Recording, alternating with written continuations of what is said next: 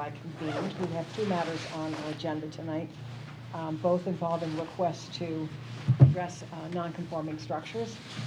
So I need to just read this preamble under state law, and then we'll get started. Pursuant to Chapter 2 of the Acts of 2023, this meeting will be conducted in person and as a courtesy via remote means in accordance with applicable law. Please note that while an option for remote attendance or participation is being provided as a courtesy to the public and members of the board, this meeting or hearing, rather, will not be suspended or terminated if technological problems interrupt the virtual broadcast unless required by law. Additionally, the meeting will be broadcast live in real time via Duxbury government access channels, Verizon 39 and Comcast 9. Viewers can visit PAC TV's website for information about our programming, including streaming on Duxbury YouTube to watch replays or videos on the internet. So I think that is, I can dispense with that formality now. So I just want to do a poll. Who's here for the Jocelyn Ave case? You are. And who's here for Priscilla Lane? Is that all of the rest of you? So maybe what we should do, since these are not assigned to a specific time, is since there are many people here for the other case, we'll start with that one first and then go to Jocelyn Ave, if that's all right with my colleagues here. Well, we already. I think the rest of Jocelyn Ave is on the Zoom. Right, and we're Jocelyn Ave as well, Paul Edgar and me. Understood. And I thank you. You know what, I should remember that you guys are up there. I'm so sorry. But given the number of people here in the room on Priscilla Lane, I think we're going to go ahead and start with that, so they can go home or whatever, and then we'll get to the other case. So let me just get my records straight here. For Priscilla Lane, we have a public hearing notice, which I will start with, and then I'll go through what's available to us for the application package and any correspondence received. And then in the order of business we typically conduct here, we'll turn it over to the applicant to do a presentation to the board. We get to ask questions of the applicant, and then we open it up to other interested parties. So that's kind of the flow of things this evening. Anyway, the public hearing notice is as follows. The board will hold a public hearing in the Mural Room at 878 Tremont Street this evening at 7:30 to consider the application of Joanne Bercoloni and Francis Buckley for a special permit under Articles 400 and 900, Sections 401(2), 4, 410(1), etc. of the Duxbury Protective Bylaw. The property is located at 37 Priscilla Lane, parcel number 128,998,217, consisting of 0.32 acres in the Residential Compatibility District and owned by J. Craig LLC. The applicants propose to raise and rebuild a pre-existing non-conforming dwelling. A special permit is required. The application may be reviewed on the town's website, etc. And of course, we have copies that we'll be referring to this evening. I've already read the open meeting law notice, so I don't think I need to do that again. So with that, I think we will go ahead and just explain what we have in front of us. So for starters, we have an application for the proposed project at 37 Priscilla Lane. It includes, hold on, an analysis which we require to show how much of a change on the lot there will be as a result of the proposed project. We have a set of plans to show what it would look like, which we'll go through in a minute. And we have some correspondence from town staff. The Board of Health wrote to us on February 14th and said they have an approved application for a disposal system construction permit dated in December for a 5-bedroom system at this address. Approved septic system shall be installed in conjunction with the building permit. And then on February 27th, the Planning Board wrote to us as follows. At the meeting of the Planning Board on February 26th, 2024, the board voted unanimously to defer judgment on the special permit application for 37 Priscilla Lane to the board without any additional comments. We also have a memo from the Design Review Board, which we received on March 7th. And it says, at a regular meeting remotely on February 29th, the Design Review Board reviewed and discussed the proposal in the case to raise an existing dwelling at 37 Priscilla Lane and replace it with a new, larger structure. Mr. Francis Buckley and Mr. Tristan, is it Partain? Yes. I got it right, thank you. Joined the meeting. I'm always afraid I'm going to mispronounce somebody's name. We reviewed the materials on file with the department, specifically a site plan prepared by Duxbury Construction, floor plans, elevations, sections, and so forth, prepared by Julia Chislow, architect, and the applicant's petition. Briefly, the new structure is proposed to be a 3,772 square foot, 4-bedroom, 2-story shingle-clad building with a height of 25 plus feet and 2,332 square feet of lot coverage. The building would have a gambrel roof and attached 3-bay garage. The proposed building would comply with the front, side, and rear setback requirements. The proposed lot coverage exceeds 15% of the lot area, but is less than the maximum permissible lot coverage allowed under the special provisions of Section 410 of the bylaw. It is possible that the proposed structure might obstruct neighbors' views or create undesirable shadows or have similar impacts, as is sometimes the case in densely built neighborhoods. However, Mr. Buckley and Mr. Partain stated that the proposal had been reviewed with the neighbors and they knew of no opposition. No butters or others made any objections known to us. We therefore have no objections to the proposal. And then yesterday, we received this plan, which I think you had, and also a memo from the Conservation Commission. Do you have it? I'm sorry. Do I have it? You would have received it by email. Then I definitely don't have it. Well, here, you can look at mine. This is fine, or you can share. So we have a It's memo a from landscape plan. All right. the Board of Health, excuse me, the Conservation Administrator. I've reviewed this case and determined it does not fall within the jurisdiction of the Conservation Commission. The proposed work is not within 100 feet of a resource area or 200 feet of a riverfront area, nor is it located in land subject to coastal flooding, coastal storm flowage, excuse me. No further review is needed from this office. So we don't really have any comments or concerns from town departments, and we have a favorable report from the Design Review Board and a neutral comment from the Planning Board. I think with that, maybe we'll turn to the applicant and you can walk us through what your plans are, since we don't know if everybody here has actually heard or seen them. And you are going to have to use that podium up there. Yeah. Otherwise, we will not be able to hear you at home. I'm the applicant, Tristan Partain, on behalf of Francis Buckley. We plan to raise the existing house, completely move it back into compliance with the ZBA setbacks. We're going to move it from 9 feet to 25 feet off the road.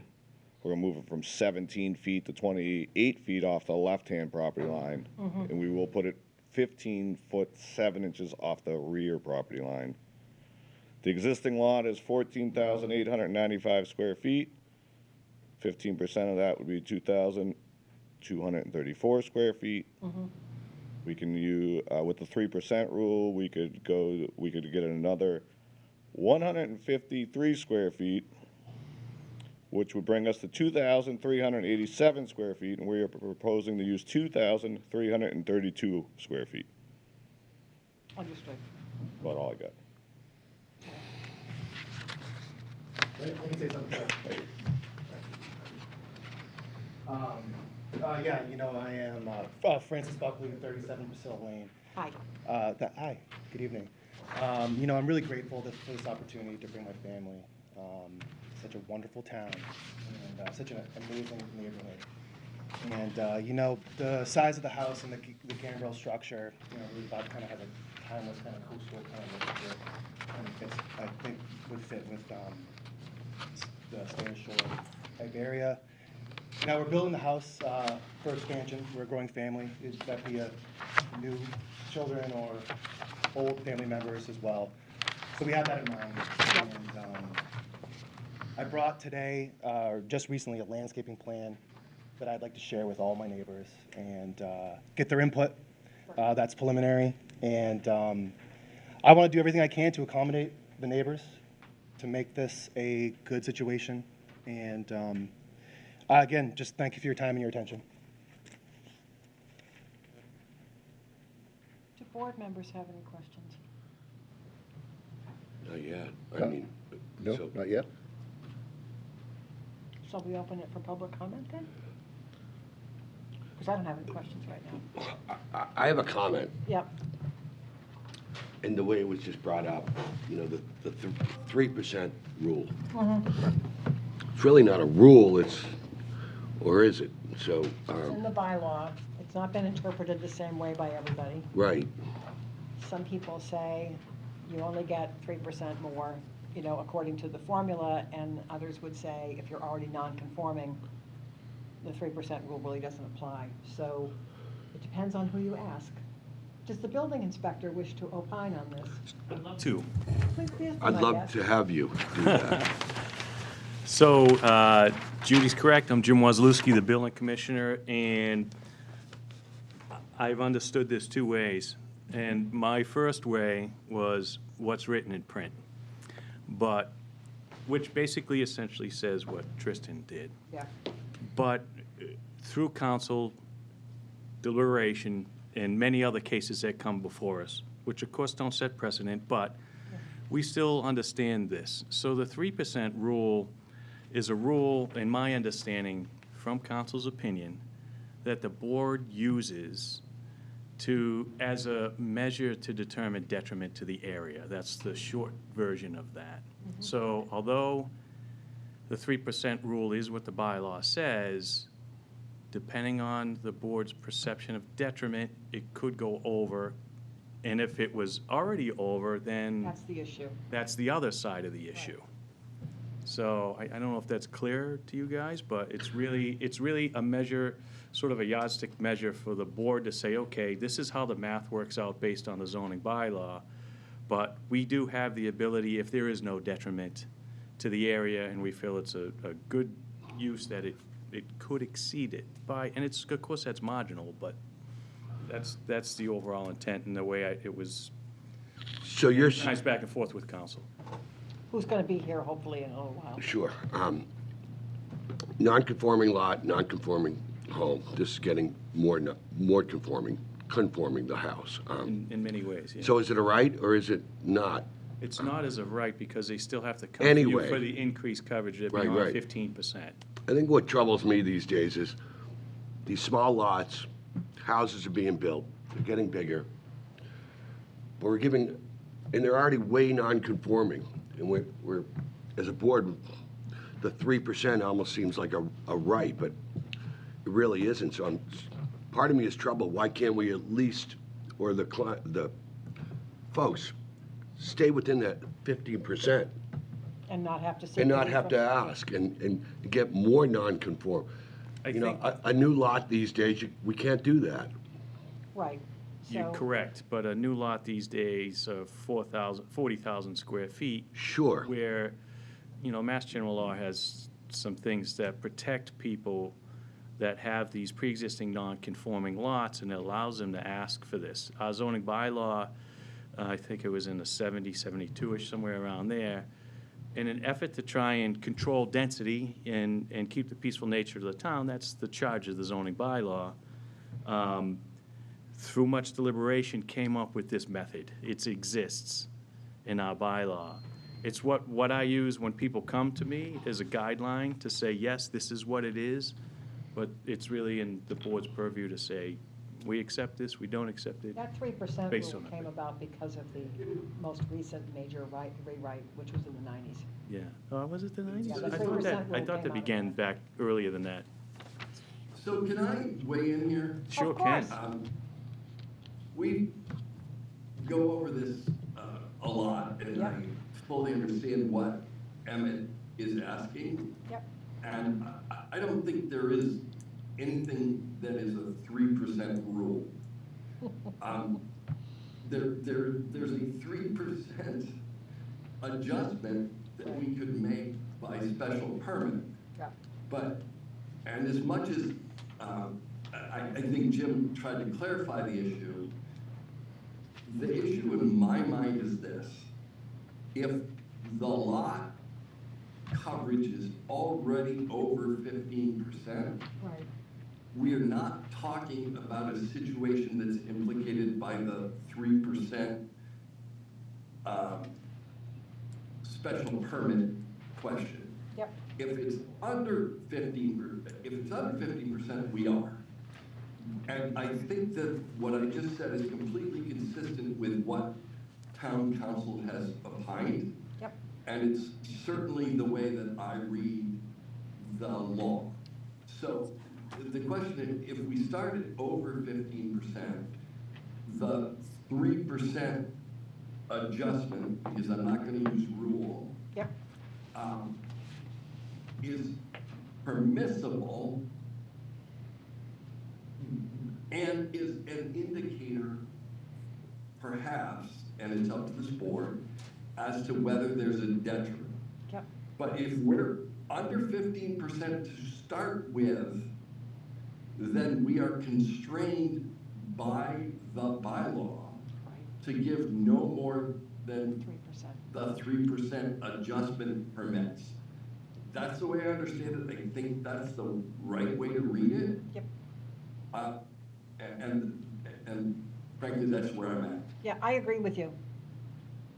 I've always felt that way. If they're already non-conforming by virtue of coverage, the 3% guideline is really, it's irrelevant. I mean, it's a helpful guidance, but it's not, it doesn't tie the board's hands.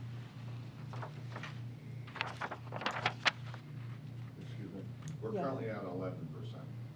I understand, and that's fine. Thank you for pointing that out. This is good. So we don't even have to have this discussion tonight, at least with your case. I was just looking for clarity. Yeah, we're all looking for clarity about this. It's been going on for years. Right. It's a pain. I'm pretty clear on it, and the reason that I brought this up, because I deal with this every single day, But you do. is that and Wayne is 100% correct in reviewing with council and everything, I agree.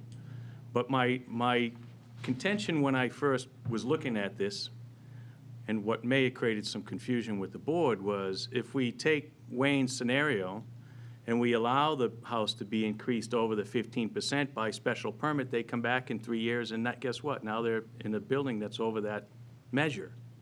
And now we need to consider the 3%. But that was not a pre-existing non-conforming situation. That was a situation created by a special permit that was granted by the board. So the rules are going to be different.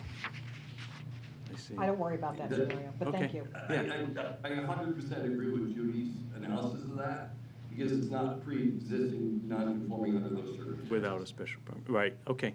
Thank you. No problem. Wayne and Boris, you're on the board. Do you have any questions up there about this case before we open it up for comment from the public? I don't have anything. This is Boris. I don't have anything either. Okay. So if you guys are all right, I'll just go ahead, then, other interested parties are here. Do you want to address the board? Concerns, comments, questions, whatever, just come up to the podium. So you need to identify yourself by name and your address, please. My name is Bob Burpee. I live at 43 Priscilla Lane, at the very end of the lane. And I've got a couple of concerns. I guess the first one that I have is not specifically to the house itself, but to the lane, and how the lane is going to be protected, if you will, from the construction vehicles in some fashion. It's a private way. The neighbors maintain the road. We take care of the paving, the plowing, etc. And I've already talked to Tristan about this, but I want to bring it up in front of the board as well, that it would be a tragedy if whoever does the excavation and demolition, etc., were to unload their excavator at the end of the road and drive it down the street. A year and a half ago, we repaved the first 100 feet of the road. We did not repave the rest because we knew that this was possibly going to happen, and perhaps another one. So rather than having them dig up the road for gas fitting, service and so forth, we felt it best just to do the entrance. But that being said, we want to protect that entrance. We want to protect the pavement as varies, 12 feet wide, 13 feet wide, Yep. people's yards, Yep. flower beds, etc. And we want to do something, and Tristan has said he's going to do everything he can to do that, help prevent that. But Tristan can't be there all day long holding everybody's hands. And so I just want to voice my opinion, and I think some of the other opinions of the other neighbors. I can't speak for them specifically, but it is a concern how they're going to treat the road, how they're going to protect the road, so to speak. Tristan said he was thinking of having signs made up, no parking. I suggested he put 5 miles an hour on there as well. People are going to show up at 5 miles an hour, but they're going to leave at 35 miles an hour. So I just feel that something needs to be done to protect the road and also not to block the road. It probably, that one affects me the most because I'm at the very end. Sure. But, 3 days ago, the fire department was there doing drills and the road was blocked. So we couldn't get in, couldn't get home. They did move eventually, I must say that, but there was no consideration. Nobody reached out to anybody to say, hey, they're going to be here on Tuesday doing their drill. So it'd be nice for us, and I understand having done this for 50 years, that there are going to be instances where you can't control everything, and there are times when somebody might block the road, but I think everybody needs to have some sort of a notification as to when things are happening that might create those types of situations. Okay, That's number one. okay, Number two is drainage and runoff. We're going to be changing the contours of this lot. What are they going to do with that? We've increased the impervious, non-impervious surface with the roof, the additional paving, et cetera. Where is that water all going to go? Again, I did speak with Tristan about this. He talked about downspouts in the dry wells, et cetera. But I think we need to know what's going to happen, where those dry wells are going to go. Has any soil analysis been done, any perk test to make sure that Standish Shore has a lot of clay out there? right. We can't throw a dry well here in blue clay and expect it to work. So, FJ's in-laws live next door. Water could end up their yard. The people behind them on the other side, certainly me that abuts to the left-hand side of the lot line. And, certainly some is going to go into the street. Probably half or so of Priscilla Lane drains all the way down to the end through our driveway and actually into the neighbor's lot on the other side. So they aren't here, but that's a concern that could affect them as well, too. So those are the things that I am most concerned about, is the drainage, the runoff, where's it going to go, and how are we going to protect the road? So, thank you for those comments. Why don't we go ahead and take other comments, and then I can... Can I ask a question of Mr. Murphy? Sure. Bob, Wayne Dennison. Yep. And thank you for acknowledging the fact you've been in this business for 50 years. You're one of the leading developers in our town and, in other towns. Are there conditions that you would propose that make sense in your mind that this board could impose on this project that speak to your concerns? You beat me to it, Wayne. I think with a little bit of time, I could come up with something, absolutely, yeah, something that doesn't tie their hands and they can't work there, but something that would, I think, at least I know it would help to satisfy my concerns and hopefully some of the other neighbors as well. I'd be happy to do it. I'd be happy to do it in conjunction with Tristan. So the question I had, which I think is really to staff, is we have an individual lot here that may have some drainage implications for people next door or down the street. How do we review drainage and stormwater on an individual lot? I mean, I know how it's done with a subdivision or a development, but how do we do this, Jim? How do we deal with this on an individual lot? I'm looking at the contours right now. Yep. And where the water's going, and, that's the general indication. I agree with what Mr. Burpee said of increased, not impervious coverage. Dry wells are the answer. I do, I can't speak for anyone specifically, but I do know Tristan and his integrity, and he's not someone that's gonna not punch through a space. He's a no-bones kind of a guy and gets it done the right way. Honest with you, for a single residential lot, we don't typically do that. I mean, the zoning bylaw does charge that you have to try and maintain your runoff Right. on your own lot. Right.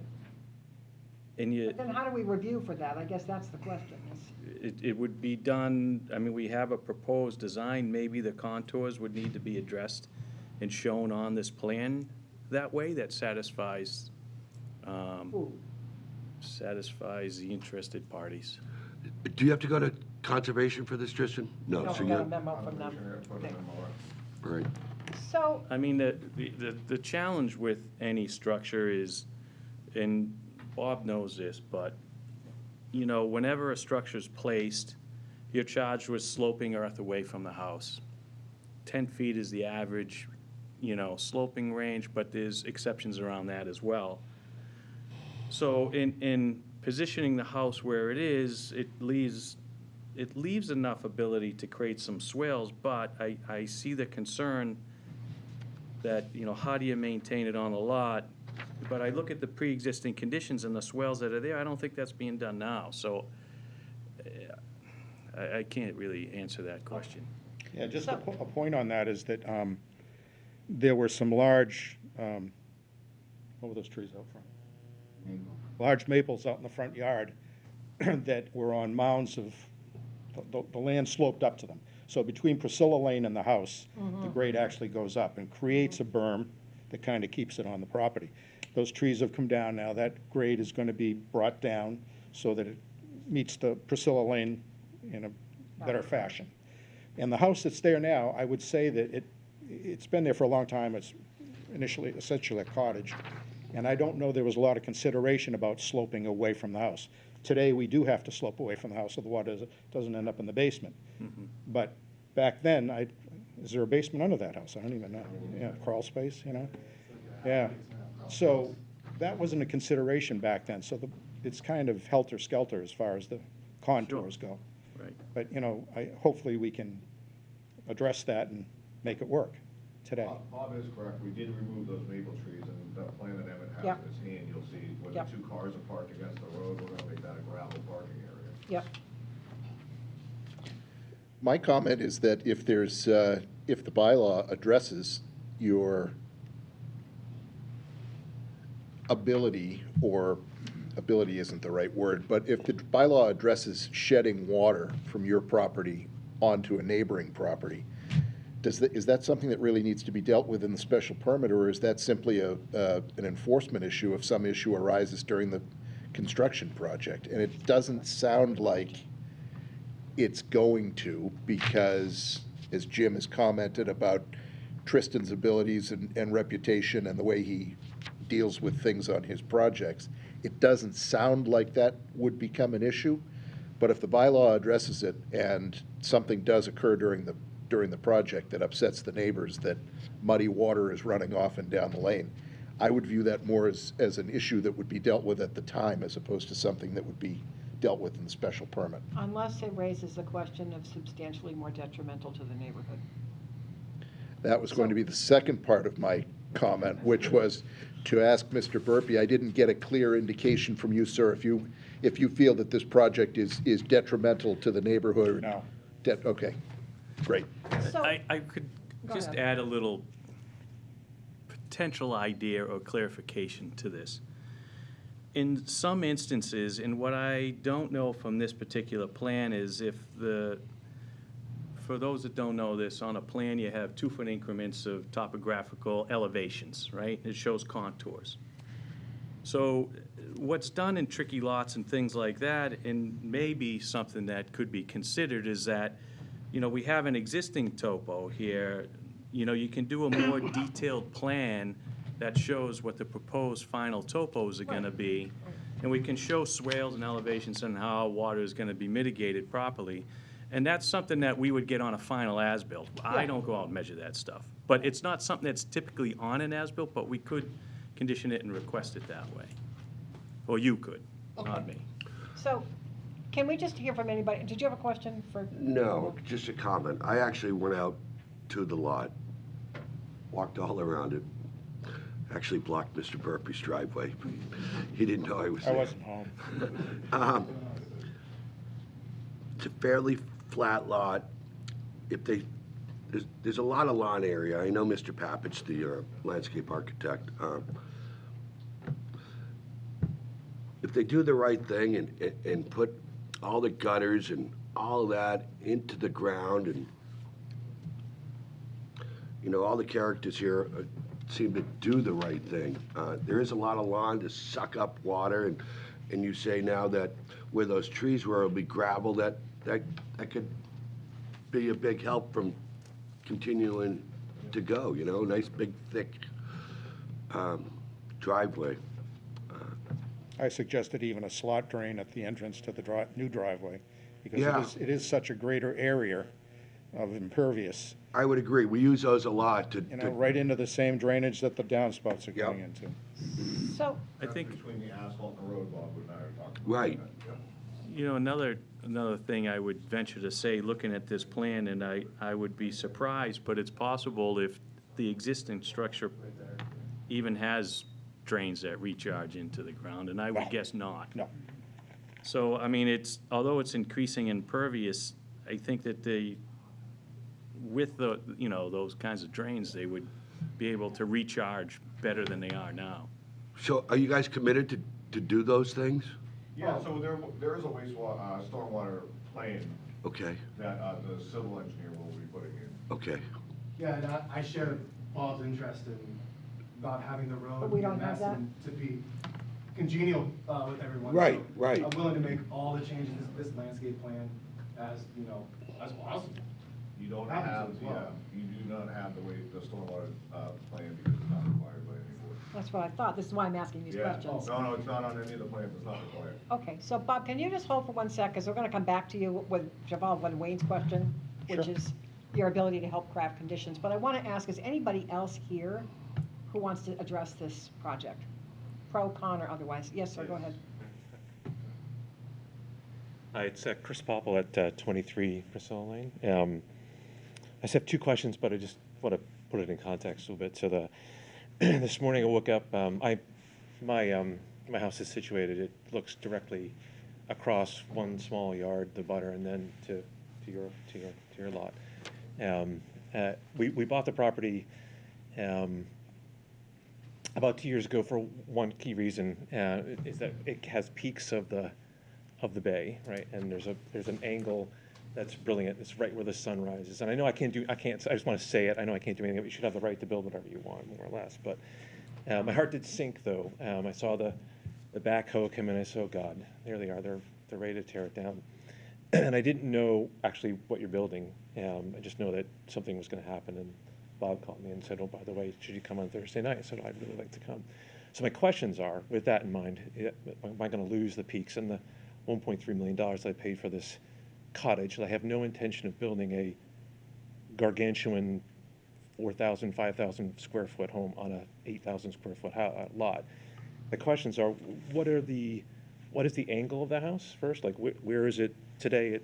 If I'm looking back, it angles almost between Bob's house. And then, and the second is, actually I had three questions. The site is the total height, I heard 25 feet. And then the third is the actual coverage. What I'm looking for is, am I going to be able to see the sun anymore? They pay $1.3 million for something that needs a ton of work that is not on with that. It's overlaid on the existing roads. Thank you.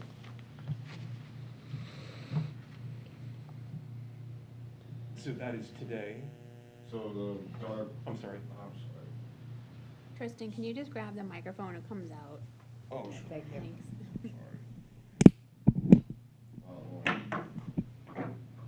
Oh, it comes out. There you go. Okay, so what we have is the proposed right here. And the existing is, here's the porch, it comes over, here's the back deck, over, back up. The existing two-car garage is over here, so we will be taking the house and squaring it to the road, right here. This is the house. Closer to the road then? Nope, this is the closest corner is about 9 feet from the road. We're going 25 feet from the road, so we're gonna take the house and go parallel with the road, basically. 25 and 27, so we're gonna be really parallel to the road. And what's the total height of the house right now? Right now it's like 19 feet, 18 feet or something like that, I wanna say. So 25 is still 2 stories? Yes. Okay. And then the total The garage is clearly, is the garage also gonna be 25 feet? Yes, the roof line goes over, yep, that's the one roof line over.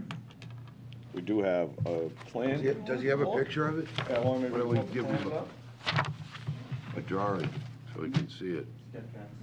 Oh, I'm sorry.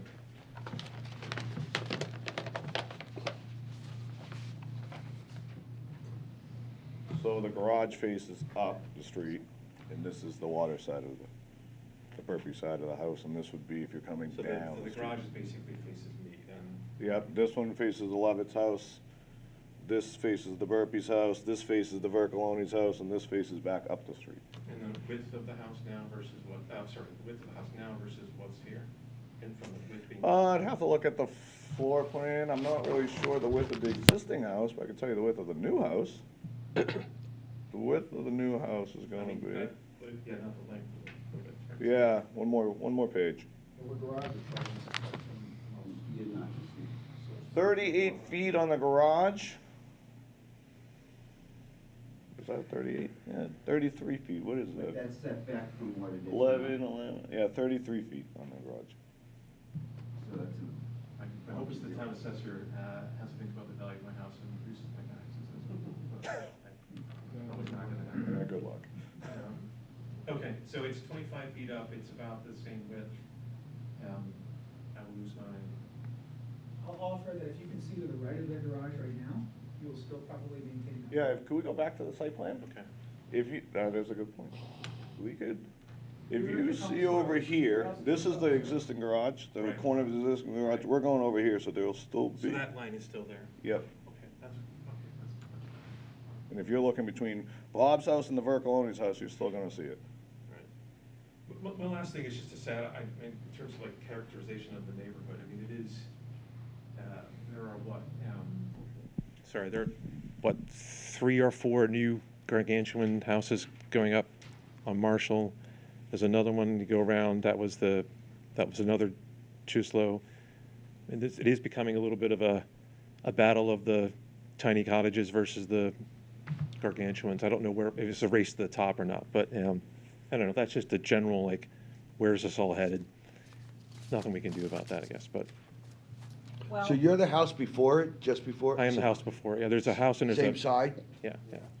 you raise an interesting question. Yeah. Because this board reviews individual projects. Yep. The planning board does planning. Right, And what we don't have in this town is zoning that's contextual. Yep. So the entire town is one residential district. Doesn't matter whether you live on the west side of town like me, or where you guys are. yeah. The town, it's all sort of treated as though it's the same, which it really isn't. So unfortunately, we don't have good guidance as a ZBA to evaluate projects on a Yeah. individual lot by lot basis when the zoning bylaw is so out of context with neighborhoods like this. Yeah. That's just the reality of what we deal with. Planning board is the place to go. Not that, again, you should get to build what you want, it's just, I understand your you've either, question. you've either got $1 million to go build a brand-new gargantuan thing on an 8,000 square foot, or you don't. I And understand. I think a lot of people just don't, and Yep. I'm one of those. It's been a looming question for me as well as Yeah. the beach area, like where is this all going? Yeah. But we're just looking on an individual lot basis. Yep. We don't do the planning work here, and whatever. Appreciate the clarification, thank you. It would be nice if there were different districts that Oh, way. it's, We desperately need something, because it's just getting Yeah. I ridiculous. know, I know. Is there other comments? Go ahead, sir. And then I want to bring this back, because we do have another hearing tonight with a bunch of people who are interested in that as well. Hello, good evening. Hi. My name is John Lovett. I live at 36 Priscilla Lane, directly across from the new build. I want to start by saying that Leo and Joanne Vercoloni have been wonderful neighbors. We've lived on the lane for 11 years. We're looking forward to welcoming FJ and his family to the neighborhood. In fact, when we did our rebuild, we rented 37 Priscilla Lane, and Tristan did our remodel. So a lot of friendlies in the room, and we're happy to see you in the neighborhood. I will say that my view is impacted as well. We built a garage. I work from home. We went to considerable expense to build a beautiful garage with a balcony that has a beautiful southern-facing view that will be basically looking at one of the gambrels. I don't contest that. I recognize build happens, but we are going to lose our view substantially, the whole right side of my house. What I am concerned about, in addition to Bob's concerns, if you wouldn't mind bringing up the landscape drawing. And so this is new information today. My concern, I was out with the tape measure this evening. Priscilla Lane, no matter what it says on paper, is 11 feet wide. So it's tiny, little lane. My only concern about the whole property is this new development, the overflow parking. My front door is going to map up right against the Buckley's new front door, and I'm going to be looking at overflow cars. My children play street hockey almost every day that I can get them to take shots, directly in the driveway across from the Buckley's new driveway. And so all I ask is that I don't think that overflow parking is necessary. There should be plenty of parking in the asphalt that they're building. We've got plenty of room. If someone were to drive down and park in that spot, an 11-foot lane, there's no way for them to turn around. They will either have to go to Bob's driveway, Burpee's driveway, which is forward, or back into my driveway, or the Buckley's driveway. It's not necessary, and the yard is small enough as it is. So that is my only concern about this plan, is that I don't believe that overflow parking is necessary. And I'd ask you, FJ, to consider that. It's a Yeah, nice I avatar can- must have. I can respond. Can you go to the microphone? Yeah, sure. John, thank you. I totally understand. This landscape plan, is preliminary, and I'll go ahead and cut that out right now. Thank you. No problem.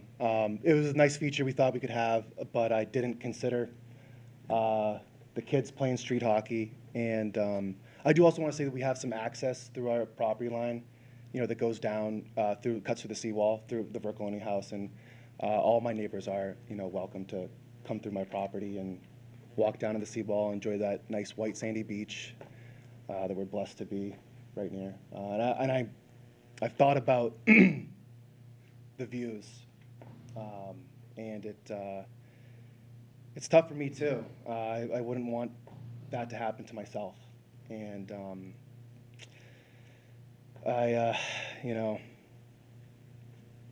these things kind of go this way, and I at least I understand. Thank you. Thanks for the consent. So, given that we do have another hearing this evening, and it seems like there's some additional discussion or something that may need to happen, Mr. Burpee, I think you're offering to maybe suggest some conditions, which we don't have in front of us tonight. I'm wondering if you would be okay with just continuing for a couple of weeks, this hearing, so we can get some additional input about the conditions of approval on this, so we can then, because we can't vote without that clarity as to what conditions we're imposing on the project. So is a couple of weeks delay going to be a super problem for you? You probably hate my question, right? I was really hoping to try to get this through tonight, and I hope it's at least a show of my understanding that I'm willing to make every adjustment possible. I'm already gonna spend $2 million in this house. I will spend another $200,000 to make everything right. And I hope my word can be for something, and Tristan's No one's reputation. questioning your word at Oh, well, all. you guys don't know me, but I want to say that I will make these things happen. Yeah. I will put these dry wells in. I will cut this overflow parking out. I will do what it takes. What do you think about that, Mr. Burpee? I think that he will do what he says he's gonna do. And I think I'm very comfortable working with Tristan and with FJ to go over these things. I'm not here to delay it. So you're not concerned about what conditions we may or may not put on this? I mean, you can't That's a write a loaded condition, question. Bob, I you know. Can't have it both ways, right? You can't put a condition in the permit that says the applicant's gonna work with the neighborhood. I mean, Yeah, I you know, can't do I that. know. You know, I certainly don't want to hold them up, but I do want to know that they are going to address the concerns of runoff and drainage. And FJ's already said he's going to eliminate the overflow parking, that's great. So here's my only I don't want to concern. keep my decision. Here's my concern. This has nothing to do with you or anybody else in this room. You can approve a special permit and just say, go forth and multiply. It sounds like everybody's gonna be happy. You then decide not to build your home. You go somewhere else. You don't build the house. And all of a sudden, this sort of gentleman's agreement that person's agreement, that governed at the end of a hearing, we don't have anything to hang our hat on. And someone comes along who's now gonna build on that property, has a valid special permit, gonna build exactly what you said, but isn't making all these other accommodations. So we need some clarity about what those conditions are going to be that are gonna satisfy everybody's needs and get you the house that you want. I don't really feel that. I don't feel this guy's selling the lot Tuesday and not gonna build You're that. missing my point. You're missing my point. I see your point, but I don't truly see that. I have That's not the two point. questions. One question on that. I get two questions, because He gets to go first. Yeah, that's all right. You might be asking the same question. I get two questions. So, the first question is, could the board make it non-transferable? That solves that problem. You could, sure. I hate those, though. This, I do too. Because then but- someday but- you're gonna wanna make a change and you're gonna have to come back here for a silly amendment to the permit. Anyway, I go hope ahead. that this isn't, I have a 30-year hold on this. I house. understand, I do. But- Here's the second question I have. The second question I have, I've been doing this for 4 years now, right? And this is the first time where I've seen us poll the crowd to create conditions. I've never seen that before. Well, we're asking for, he's suggesting, you gotta Yeah. identify I mean, the some concerns could be addressed within it. I'm just curious. Fine. I mean, I'm just one person. I've never seen. I don't agree, wanna I hurt agree, Jim. One of the Fine. neighbors just popped up and he literally just took something off the table, lose the cars. I'm in So- I mean, no disrespect to the I process, but I I've agree never with seen that. what you're saying. But what I'm saying is, it seems like the board could address the concerns with a condition. Okay, do you wanna write the conditions? It's not my thing, that's, Well, we're asking you for professional support to write the conditions. So I could help write them. Fine. All drainage Go right ahead. goes in and all of that. I could Did literally. you get that down? All drainage goes in Goes and in. all of that? I'm sorry, So- I'm very. No, I'm just- You know I'm just- what? Yeah, but you're truly reaching at I'm this just- point. No, I'm not. I I'm think trying to I be think fair. so. I'm trying I to know just be you- fair. Hang on a second. just- Do we, Can I respond to Jim for a second? What? Wayne. I was hoping to respond to Jim's. yeah, comment. please, thank you. For my own education here. No, it's not for your education, Jim. My view on this is that this is a collective process, and that we don't even purport to be the smartest people in the room at all times. And if a guy who this board knows to be a developer with 50 years of experience, lots of which was within this town, stands up and talks, I don't understand why we aren't supposed to ask him, hey, what do you think? That's what we did. And because, quite frankly, I would like to benefit from the knowledge base that exists both on this board and outside this board. So whether or not we ask for conditions, what I asked for was, hey, can you, in your literally 50 years of experience, help us work through this? And whether you object to that or not, I guarantee you I'll do it again. Yeah, I don't object to it.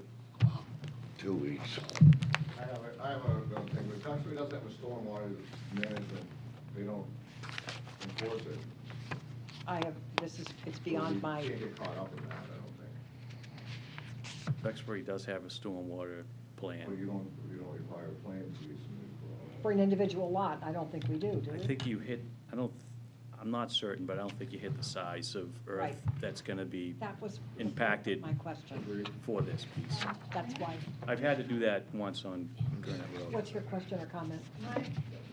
Yes, Microphone, please. Yeah, go up here.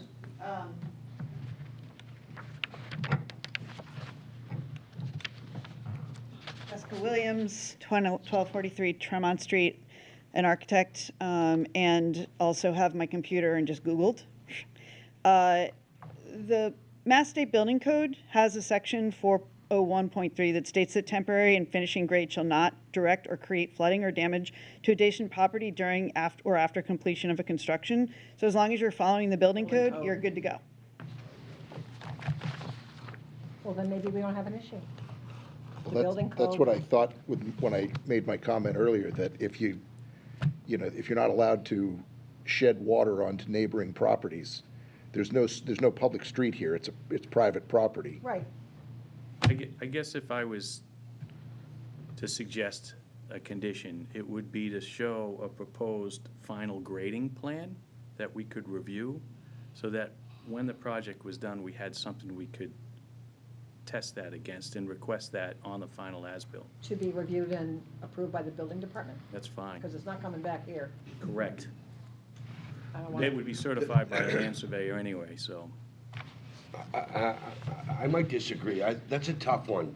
He got his landscape plan. He's already said, he's not even 1,000% positive that's where it's at. And for them to guarantee every nook and cranny, it's an enforcement issue. If these guys are washing out the neighbors and all of that, it's phone calls.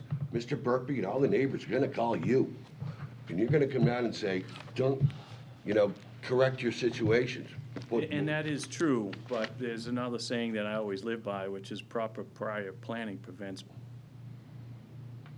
Things change, so. bad performance. Yeah. So I think that in good faith, the builder suggests that they're gonna deal with it, and they already have. We haven't seen that plan. The homeowner wants to, and I think it would satisfy everyone's intent if we had a proposed plan that we could review, and then when we got a final as-built, we could say, yes, they've done what they said they were gonna do. Easy enough. Would the proposed plan be conditioned to you releasing the building permit? I think we would need to see what the proposed final grading was gonna be. Right, but we wouldn't have to come back. So the answer is no. And What do you it's, say? and it is in the zoning bylaw, it is in the building code, Then so fine. Then we're gonna deal with it. Then we don't have an Come issue. back. If we don't have an issue, then we don't have an issue. And technically, I can request that if I need that anyway, in the Okay. zoning bylaw allows me to. So what does the board want to do? Because we have another hearing tonight, and I would like to defer to all of my I'd like to close the public senior I would like to colleagues close the here. public hearing and vote on this. You feel you have enough information? Absolutely. Okay, Agreed. fine, then I'll take a motion. Move to close the public hearing. All right, is there a second? Second. Any discussion? All those in favor say aye. Aye, Phil? You folks on the board, where are you? Aye, Boris. Oh, Wayne. He's muted. Wayne, I'm just trying to work the phone. I'm in favor of closing. I wait. okay. Reluctantly, aye, Judy. Is there a motion to approve this? Or did you want to discuss this motion to close, we've closed the hearing, do you want to discuss it at all? Anybody? I don't. I don't need to. I would, I'm good, thank you. Wayne? I would absolutely entertain reasonable conditions. We condition special permits all the time. I don't specifically know what conditions I would be very much in favor of imposing. There seems to be some view of the board that, it's gonna go well, so let's just let it roll. But it seems we condition special permits all the time, and there seem to have been issues raised during the course of the public hearing that were thoughtful issues, and I don't know, Judy, do you think that there are appropriate conditions? Well, I think we just need a chance to draft them. I mean, I'm not going to try to write this tonight. If you feel like you can do it, if any of you can, it's up to you. We don't need to write it tonight, though. I understand that, but they need to know what conditions they're going to have to meet for their permit. We just, we can vote to grant you a special permit tonight, but you don't know what all the conditions are going to be. I would I would propose to vote positive on this, providing a special condition with all downspouts, all drainage goes into a system as to not leave the property, which the bylaw already says he's not allowed. he's not allowed to run off, and I would be happy with all of that. What about the impact on Priscilla Lane from the construction? What do you want to say about that? Anything? I don't know that, my opinion is that I don't think we need to there, because it's private property, and if someone damages private property in the course of business, I would think that they'd be responsible for repairing it, and I don't know that the board needs to get involved with conditioning the permit as such. That would be a discussion between neighbors. Hey, you live on this private lane, your construction vehicle's damaged it, therefore you're gonna pay to fix it. Which I'm sure is gonna We happen. stay out of that. There's a truck gonna run over something, and somebody's gonna repair it. Are you trying to speak, Wayne?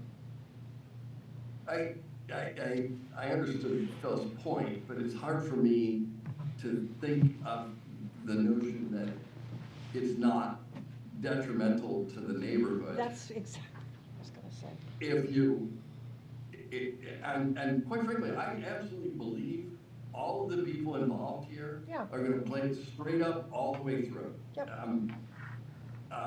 But it's hard for me to believe that if you run construction vehicles over portions of the road and it's damaged, that's not detrimental to the neighborhood, which is one of the findings we have to make. That's right. So, Wayne, why can't we vote to grant the special permit, subject to conditions to address protection of the roadway and drainage impacts on surrounding properties, and at least state what the content is, with the understanding that we will draft that language and issue the permit within the 90 days that we have to do that?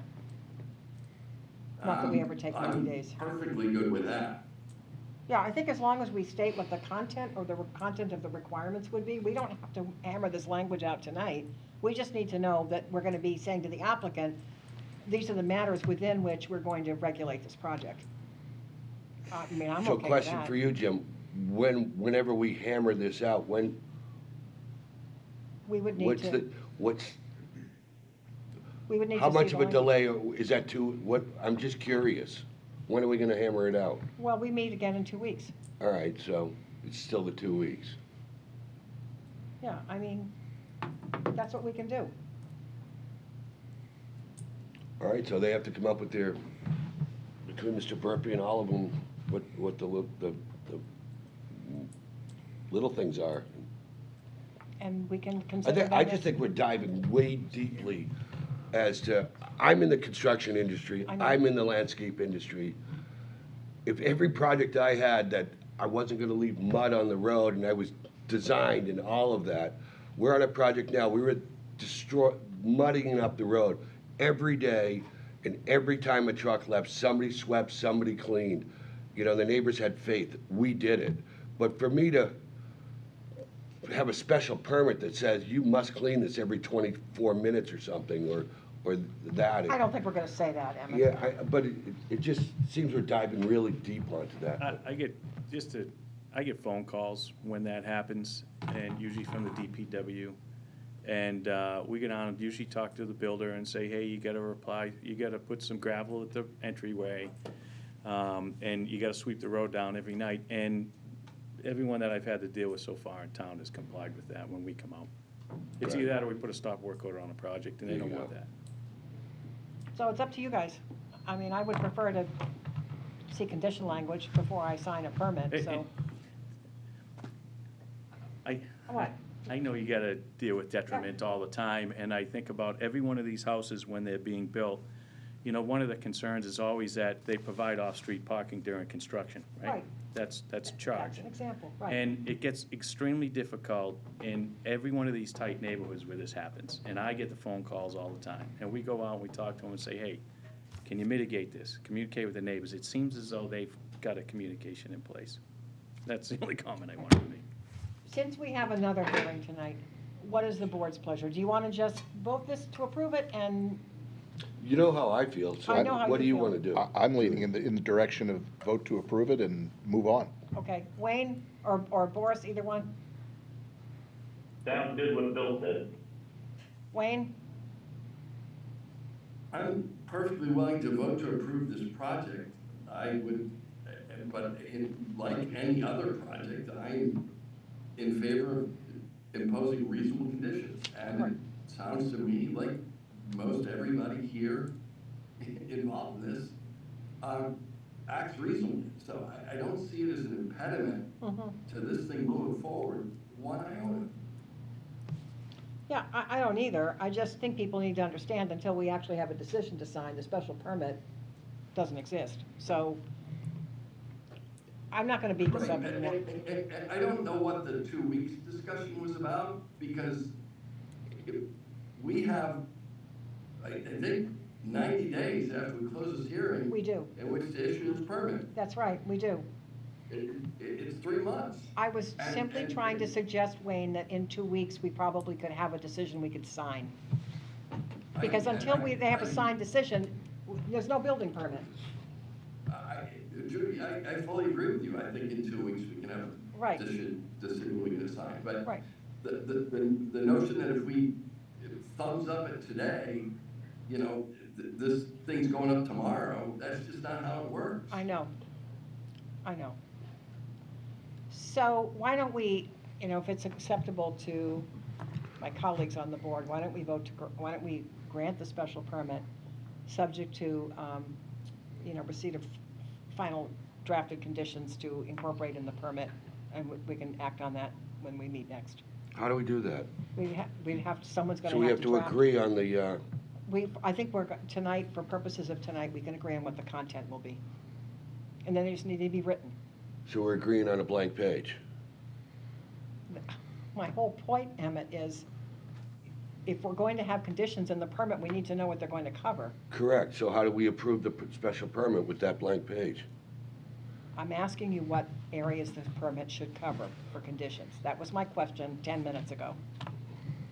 Which I stated, drainage. Okay, drainage, nothing about, Wayne and I have a different view, I think, of the Priscilla Lane question. I believe we do. The Priscilla Lane question, in terms of construction period traffic, are you not concerned about that? I know the lane is small. It is what it is. It is gonna get blocked at points. Somebody's gonna block. But I believe they're all gonna try to do the right thing. And Yeah. I just don't wanna be going down the road of just totally writing everything. So what are we gonna write? Priscilla Lane can't be damaged or anything? Of course it can't be damaged. But if it is, somebody's gonna rectify it. The neighbors aren't gonna allow this guy to wreck the road and not fix it. That's my view as well. That I just don't He's feel. gonna live that there for the next 30 years. Yeah, he doesn't want to make his neighbors I don't too believe angry. any of that. Gotta have faith, we have to have a little bit of faith.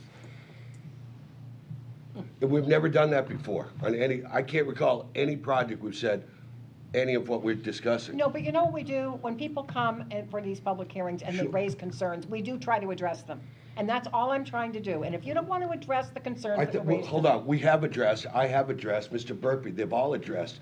He's acquiesced to losing parking. Fine. It's not like we're running up against a stone wall. Whatever you want is fine with me. Let's take a vote. Perfect. All those in favor of granting a special permit, subject to conditions that will be, or finally drafted conditions that will be reviewed in 2 weeks to address drainage, stormwater.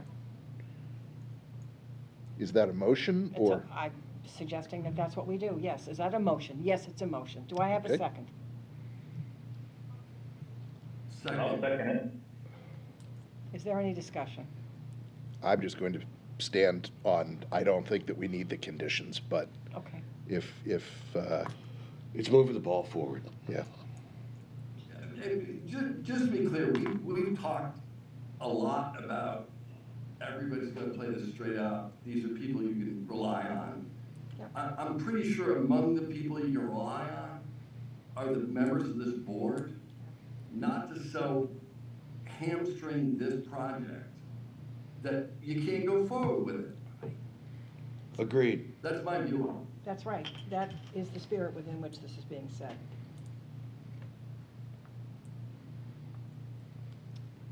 All those in favor of the motion that's in front of you? What, are you trying to speak, Wayne?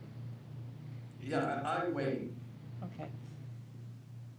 I am it. Aye, Horace. Aye, Phil. On Judy. I'm very We'll get confused. So- Where we are. We're granting a So special what you permit have- subject to conditions that need to be written. And the conditions are? I said to address drainage. How are they to do that? What is They're their not- homework? They can't do anything right now. We have to get the conditions written. Okay. Emmett, we got 90 days. No, I get that. I get all of that. I understand all of that. We know the site contractor, he's one of our members, I mean, I don't know. Right, but given your Members of experience what? and knowledge in this, but given your experience and knowledge in this space, if you say, hey, this is unworkable, absolutely, this board will listen to you. So I just. It's all workable. Yeah, It's all workable. all right. What did you mean by one of our members? Did you mean Freeman? I was just confused. It's a reason he's not on this case. Okay, I just was confused about what you Yeah. meant. All right. So it goes back to the trust factor So this is of it's everyone. a special condition that will be granted, it's a special permit that will be granted subject to conditions. We will, But you don't know what we're gonna conditions. condition. We will That's see the- the conditions That's in my 2 days. problem. So the permit is approved, subject to the conditions that you to give me. address That would, drainage. Sure thing, We just don't know what the conditions are yet. whatever you. But you know what they're going to cover, right, Tristan, or not? Are you clear about that? We're gonna have to get a. Which I find odd, The but, drainage, the I do drainage too. plan Do over this. huh? to Jim. Okay. I don't We're think good. you sign many permits, but I do, and there's always conditions in Thanks, it. guys. Night. See you later. Thank you.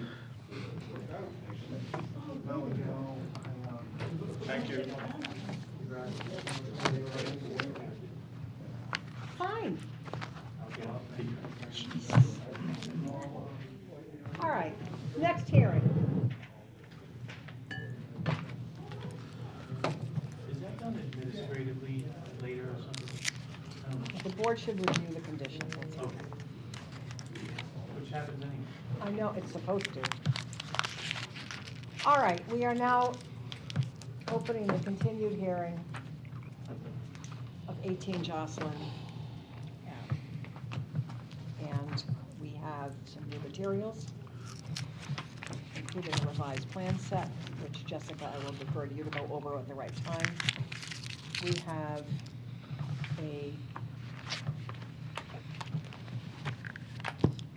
this is just a follow-up of the presentation from the last meeting, is that what this is, for the Kaczynskis? Yes. Yeah. So this is just a submission of the photographs and Yes, stuff that were exactly. already, so we have that documentation. We have an email from John and Jordan O'Connor dated March 1st. We live at 221 Washington Street, abutters to 18 Jocelyn Ave. We were informed by the proposal for a new structure by our next-door neighbors, Stephen and Marilyn Kaczynski. We reviewed their special permit application and architect drawings, which is intended to replace the non-conforming garage. We have several concerns regarding the proposal. So you can drink your water. The proposed footprint of the new structure does not have the required 15-foot setback from our property. The height and additional mass of the proposed new structure will further close in a very small area shared by all 4 properties. Although the proposed new structure will look very nice from Jocelyn Avenue and overall improve the 18 Jocelyn Avenue property, the back of the structure directly affects our neighbor's cottage home, limiting sunlight and their views. Beyond this, the additional building mass and removal of water-absorbing soil to create a basement will likely exacerbate surface water runoff issues on all the properties. We believe the proposed new structure at 18 Jocelyn Ave will be substantially more detrimental to our property and our neighborhood. We respectfully request that the pending application be denied. We have an email from Callista Herndon at 23 Friendship Lane, whose property abuts 18 Jocelyn Ave. It's come to my attention that the Bedos have submitted a special permit application and architectural drawings. The proposed structure raises a number of significant concerns, not only to myself and my property, but also to my immediate neighbors, whom she names. They live, she names them and says their property does not abut mine directly. The proposed structure at 18 Jocelyn Ave would impact her neighbor's property as well. First, the three properties mentioned above, Kaczynski, O'Connor, and Edgar Mallett properties, exist in a very tight configuration abutting the Badeau property. The footprint of the new structure does not have the required 15-foot setback from these three neighboring properties. Secondly, the height and additional mass of this proposal will overwhelm what is already a dense pocket of homes. Thirdly, the inclusion of a basement with the new structure could and most likely will cause surface water puddling and runoff issues due to the decrease of water absorbing soil on all the properties. Taking all this into account, I strongly believe the proposed new structure will be more detrimental to the property and three other abutting properties. I request that the spatial permit be denied. We have an email dated March 2nd from Paul Edgar and Louise Mallet, I'm not sure how it's pronounced. My spouse and I are abutters to the property at 18 Jocelyn Ave. Having reviewed the proposed plans, we wish to raise our most strenuous objections. The increased height of the proposed structure will block our light, eliminate our open space, diminish our privacy, and consequently harm the value of our property.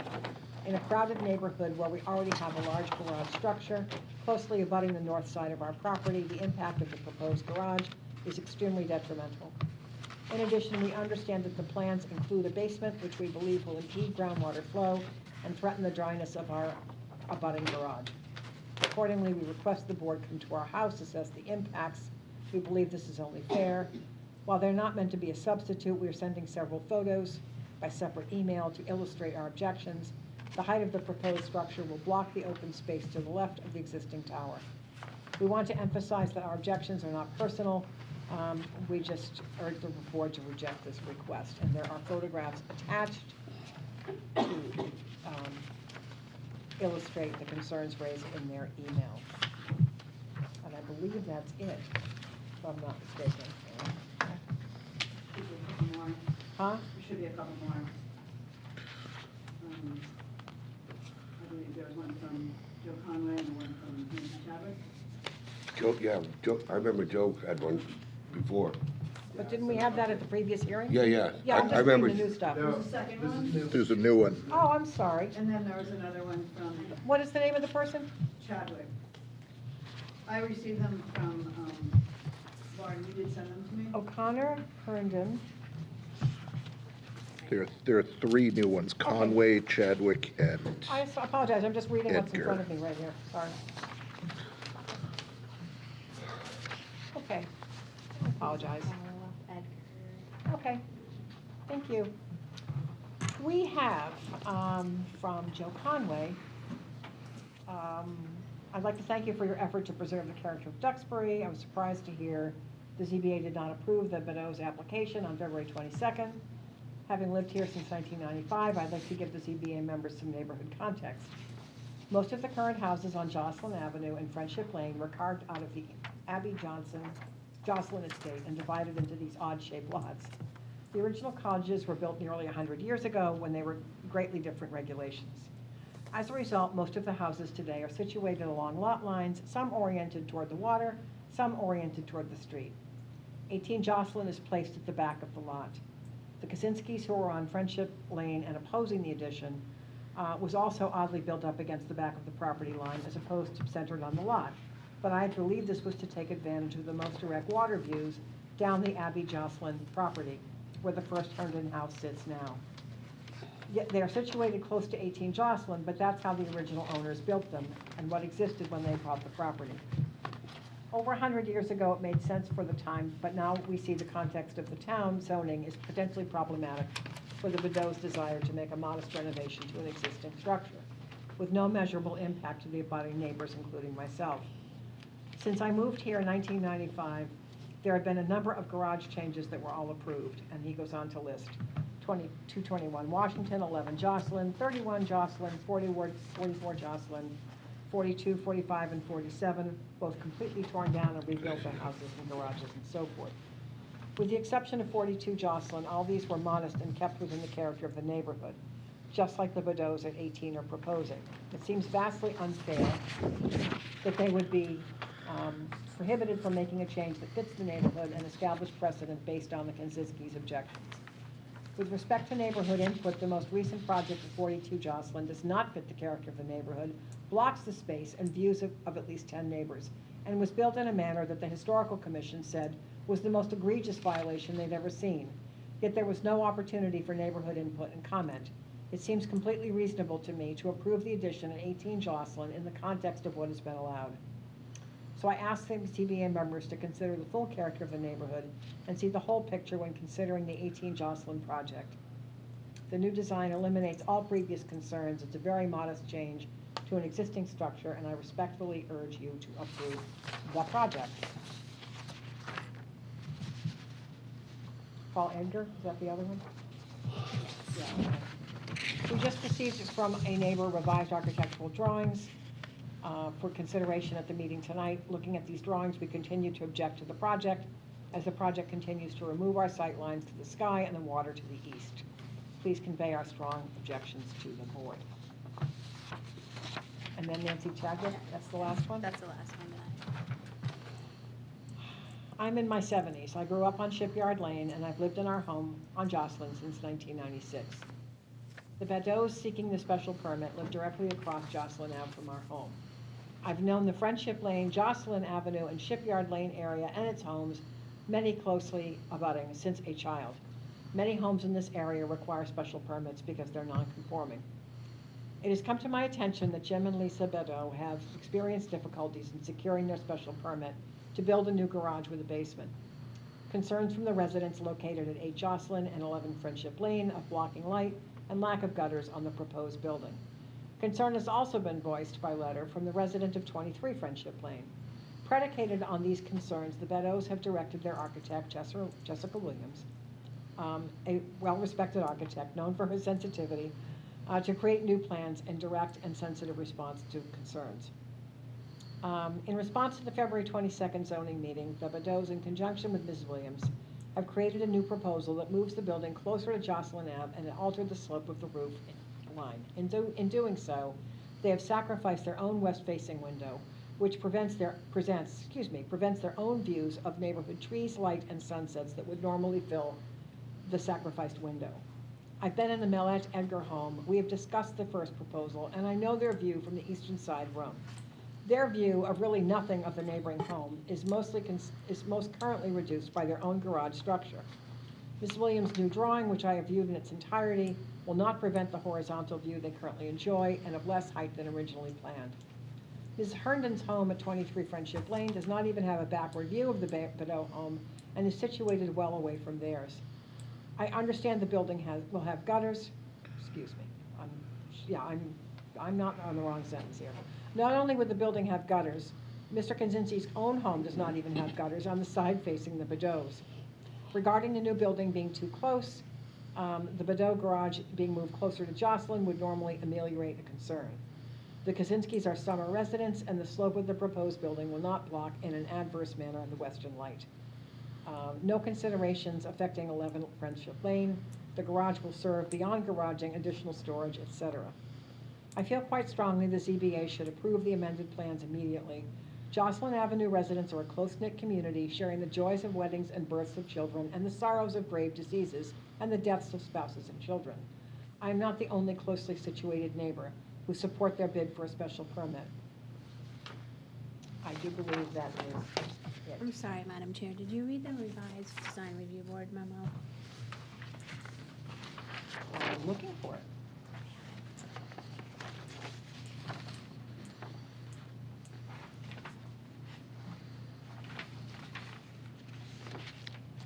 I have it here if you need it. Thank you. I'll summarize it. What it says is they looked at the new plans, they have no objection. Thank you.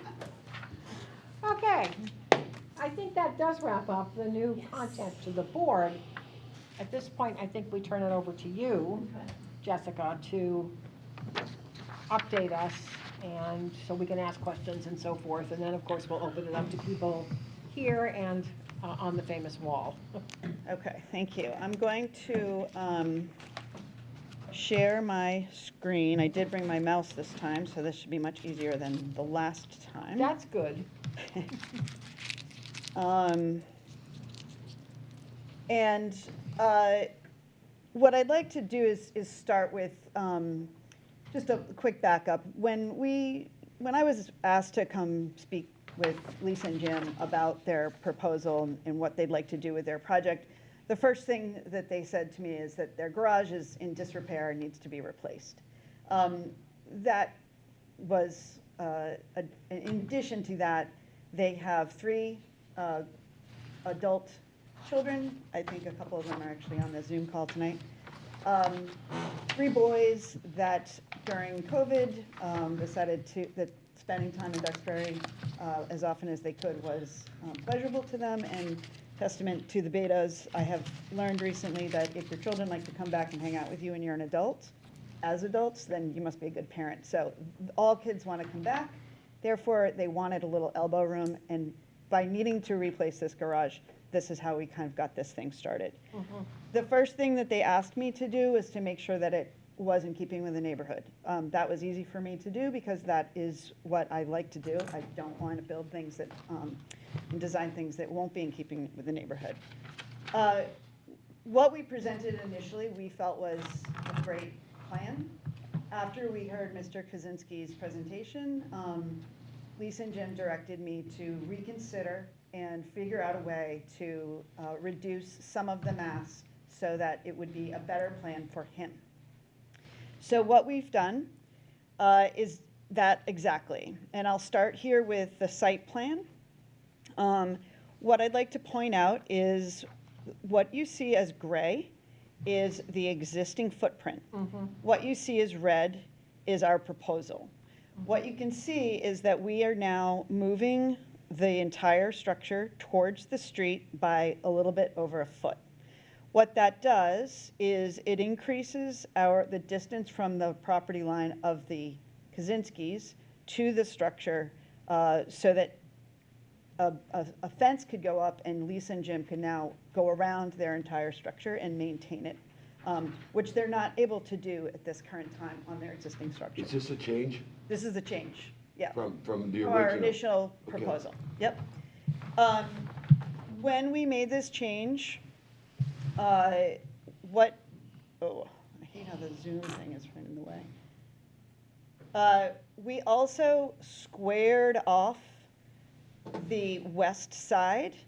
The original proposal, you may recall, was right up to the original footprint, and then it had a little step so that we could maintain or get a little bit better on the setback on the west side. Because we squared it off and because the angle of the property line is such, we are maintaining our 3.3 feet of setback on this side. However, what you can see is there's a significant amount of square footage that's removed volume-wise. The existing non-conforming area is 468 square feet.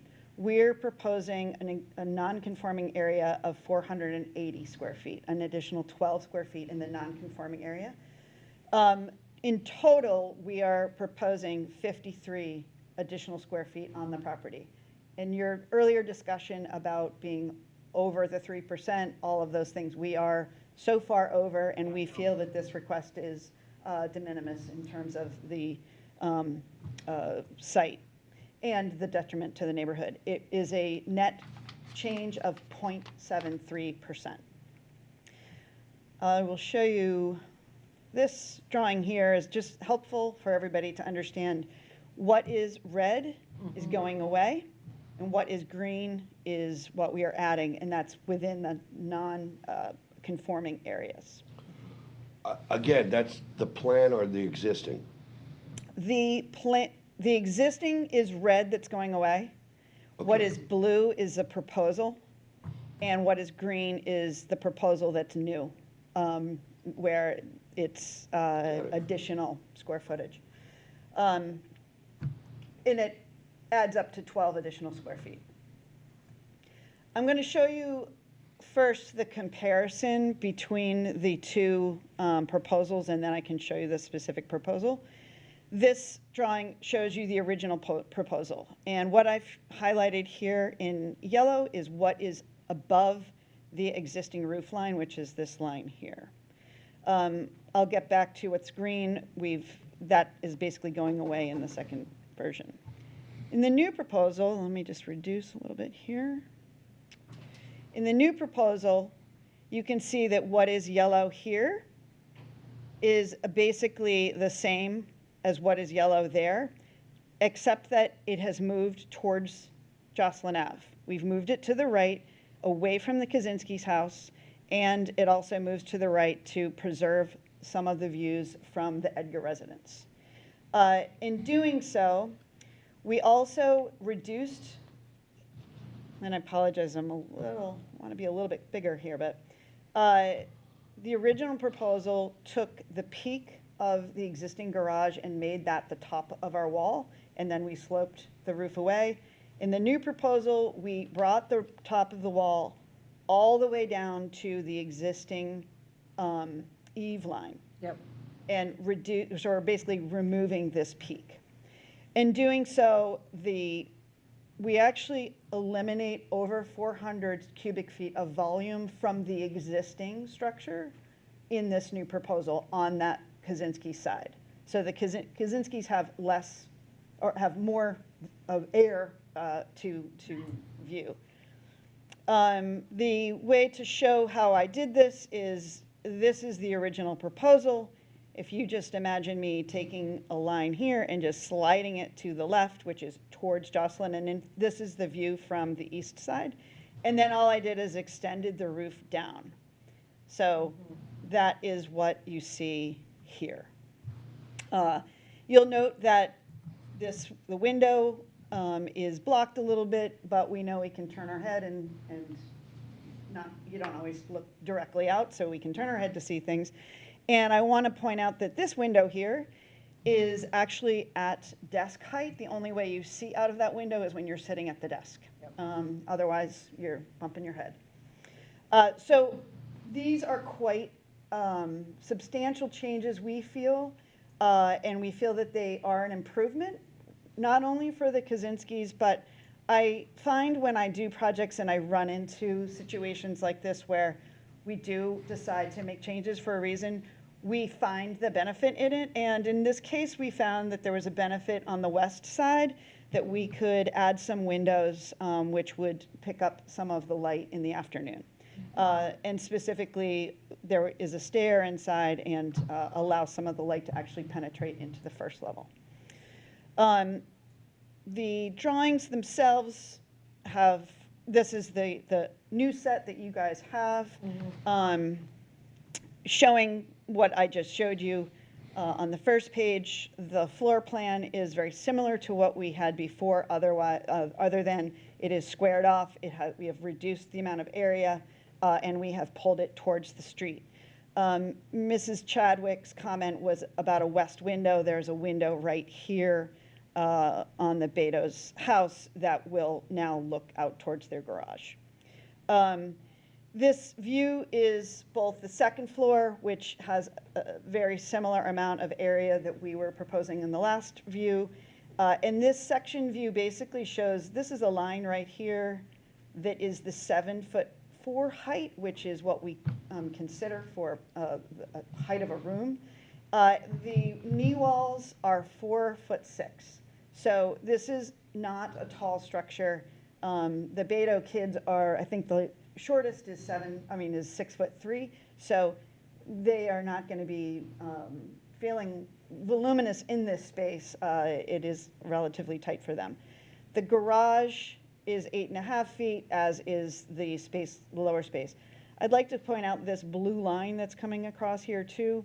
That's the Beto's main house floor level. So this structure is actually stepped down from their floor level to keep this nestled into the site as best we can. Again, these are the drawings that I just presented to you, and I can show you a few other things related to those. There is a foundation plan that shows our new proposal. We have recognized that the neighbors are, have weighed in and have, would prefer that this be declined, we respectfully would like to ask you to approve it. And I'd like to just show you what we're talking about in terms of neighborhood properties. This here is the Bedos house. We know this is the Kaczynskis, and we know from his presentation, some of the photos, he's quite close. This is the Edgar property here. They have a garage that's tight to the property line, as is the Bedos. And this is the O'Connor property in the corner. I believe that in the Edgar's letter, they actually refer to a large structure to their north. That would be this building here, and this is what it looks like from Washington Street. So it's evident that this is a large structure. The other thing that's important to note is the tremendous amount of trees that are surrounding this, where we feel respectfully that the O'Connors really are not going to be impacted at all by a structure in this location. Jessica, O'Connor property, that's a garage building, right? This is, you can't address the applicant. You'll be addressing the board when it's the appropriate time for us to receive comment. Thank you. I am unaware of specifically what is in this building. However, I do know that it's clearly quite tall and has windows and dormers and things like that, and it appears to have some large mass. That was in my letter as a added garage. Okay. No public comments yet. The Edgar property is here, and then the Herndon property is here. I think Mrs. Chadwick addressed the fact that it's located quite a fair distance from the Bedos, and really we feel that there would be no detriment to their property at all, zero impact. I will come back to a couple comments that were made. A number of comments were made about water. We are having a basement does not contribute to a water issue. We are also creating more pervious surface by moving the structure towards the driveway and kind of into the driveway, which means that there's a foot of available pervious surface because we're covering up some impervious. By also moving our structure back by a foot, this allows us to control the runoff. We will have gutters, and should there be the storm of all storms and water is flying off the roof, we now have 2.5 feet for that water to land, and we can keep some drainage material behind the garage to accommodate the water. From the Edgar property, they made a couple of comments and provided photos. Some of their photos were from this space here. Some of their photos were from their main house, which is here. What I'd like to point out on them is I did go to Mass Mapper, which is a nice program. I can see different things and do some measurements. From their lower level here, the closest portion of living space, and by the way, this is their garage, from there to the Bedos property, it's 54 feet. From their second level and their main living space first level to the Bedos property is 87 feet. That's a relatively far distance to be impacted. They commented on their water views, and respectfully, this is their opportunity of view past all of these neighbors, past a lot of trees, and we will see those trees in their own photographs through a number of different houses, and it's 870 feet before you get to the water. So we feel that the impact on their views are not significant and should not be considered detrimental. I would like to just address one other concern. The Herndons mentioned both water and then used the description of a two-story structure. I just want to point out that this is a two-story structure. A two-story structure is something that has 2 full stories and a roof over it. And this is what the rule is in Duxbury. The midway point of the roof is the height. And this is the Beto's house in the background.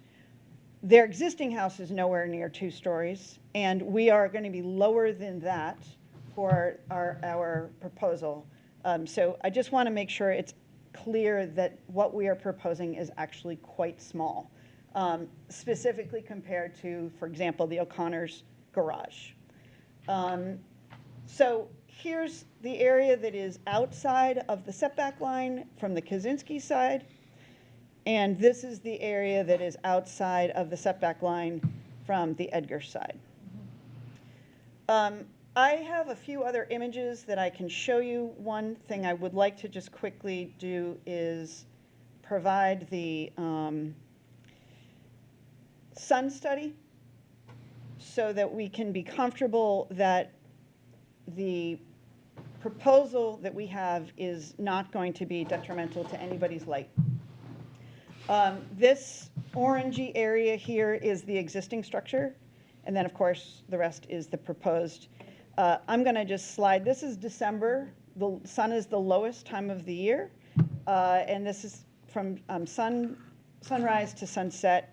And as we move throughout the day, the sun is able to reach the Kaczynski's yard. And yes, late day at sunset, this structure, as well as trees and other things, would impact the light. However, this, like I said, December 21st, your sun is going down about 4 o'clock here. May I make one quick comment? Why don't we let her finish? All and right. then we'll Well, have it's to- about the sun thing, though. Yeah, But but- I'll go to the end. Okay. June 21st, this is the longest day of the year. And in this particular first image, the shadows are coming from the east. So this Kaczynski's house is actually shading the fence area. And as we go around, I'd like to point out this is shown as a fence, and if we just think of that line continuing down this way, that would be about where the yard starts. So as we come around, where the fence is in shadow, the yard is getting about 1 foot or so of shadow. And as we continue, there's a point here where we're actually now, the Kaczynski's house is getting the western light and shading their patio area. I can also show you March. This is the middle of the, so you get all seasons. The fall and the March and September are very similar. So as we come around, there's a little bit of shadow into the yard. And when we get to this point, what you see over here, that angled thing, is actually late day shadow from the Edgar's house, which I did model, but I don't have it shown here in this particular view, just for clarity. So there is very little effect from this new proposal on shadow on the Kaczynski's, and specifically no issue to the Edgars. The light, they would never create shadow for the Edgars, will not create shadow for any of the other neighbors. I have a few other things I can show you, but I think maybe I've said enough, and I'll let you guys ask questions, and maybe I can fill in with some other things as needed. That's fine. Emma, I know you had a question. No, it was a comment. I love the way that you do the sun. Maybe what would be really helpful is to do that modeling without the addition, what's the existing. But I think it's terrific that you've done the, I'd love to see that, other people using that in the future. So we respectfully request that you approve this adjusted change. We feel that the changes that we've made are, first of all, beneficial to the Kaczynski's. We have literally reduced volume from the existing, not just volume from our original proposal. but a volume from the existing, we've reduced volume and area on the western side. And the increase in volume that we are requesting went from 37%, now we're requesting 24%. So we have really tried our best to make this reasonable and acceptable to the neighborhood. We also feel that we are not creating detriment to any of the neighbors at this stage, and request your approval. Okay. Phil, or you're going to take this down now so we can see the wall, because I won't know. That's that me, sorry. Wayne and Boris are up there. I want to make sure we can hear their questions. So, questions from, or comments from members of the board? Emmett, Phil, Wayne? No, not yet. Okay. I don't have any at this time, thanks. I do have, I'll just make one more. I do have some additional photos where I can show you some of the modeling I did, if you need them, if you need yeah. to look at it, yeah. That's fine. Wayne, you have any questions? I don't have any questions, although I was very much appreciative of the rework and the thoughtful effort made on behalf of the applicants. Yeah, thank you. That was very helpful. I underscore what Emmett said. The sun studies are great. I've always felt that we could probably get better design analysis on projects. Sometimes it's hard to get that, so thank you. They're very enlightening, aren't they? They are enlightening. Thank you for your time. Jessica, just one question. Have the Kaczynskis seen the new plans yet? I presume they have. We did send them the original set, and I had a conversation with Mr. Kaczynski initially. However, we received, I think you actually received another email from him, so we presume that he has seen the adjusted We'll find plans. out in a minute. So if the board members don't have questions, I think we'll go to questions or comments from interested parties. And since you're in the room and they're all on the ward. I'll let them go, probably Mr. Kaczynski may want to. Okay. He seems to be the strongest voice in the Okay. position, so I'll. So people on the wall up there, if you have questions, please raise your hand and we'll call on you. Do you know how to use the raise hand feature in Zoom? Because if you don't, you could just wave at us. We're going to see you. Is that Mr. Kaczynski up there? I'm sorry, it's hard for me to see this far away. Yes, sir. Yeah, it is. So I'll begin. I think, we're certainly appreciative of the changes that have been made. A lot of them look good to us.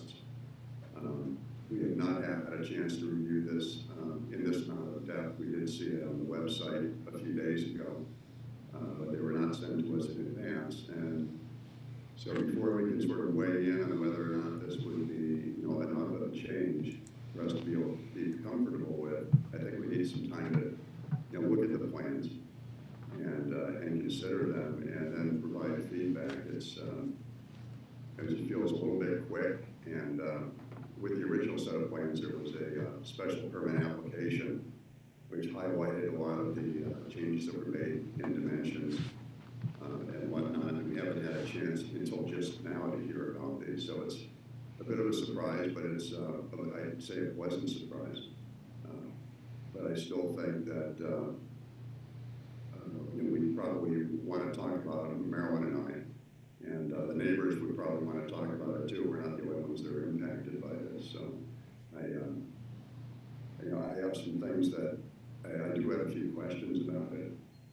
As you can see from the diagrams here, the property is very close to us. It's about 1.5 feet down. And it is difficult to maintain that property because it's hard to get to maintain it with only 1.5 foot between us and their property. Moving it back an additional foot would give us about 2.5 feet. But I think that's the structure, if I'm not mistaken. And I'm wondering where the fence would go and how far the fence would be from the new structure. And depending on where that goes, whether or not it would be, more or less non-conforming to our property. And would there be enough room actually to maintain it behind the patios great if they can maintain it, because right now I've been maintaining it not very well, looking at the pictures. But it's obviously difficult to maintain when you're right on the property line like that. And just for clarification, Jessica, maybe you could state for the record what the maximum height of this proposed new structure would be, because I have a difficult time understanding what that is just looking at the plans. And it was no height, maximum height, I don't think, in the original special permit application. So if you could tell everybody what that height is, just so that we have it on the record.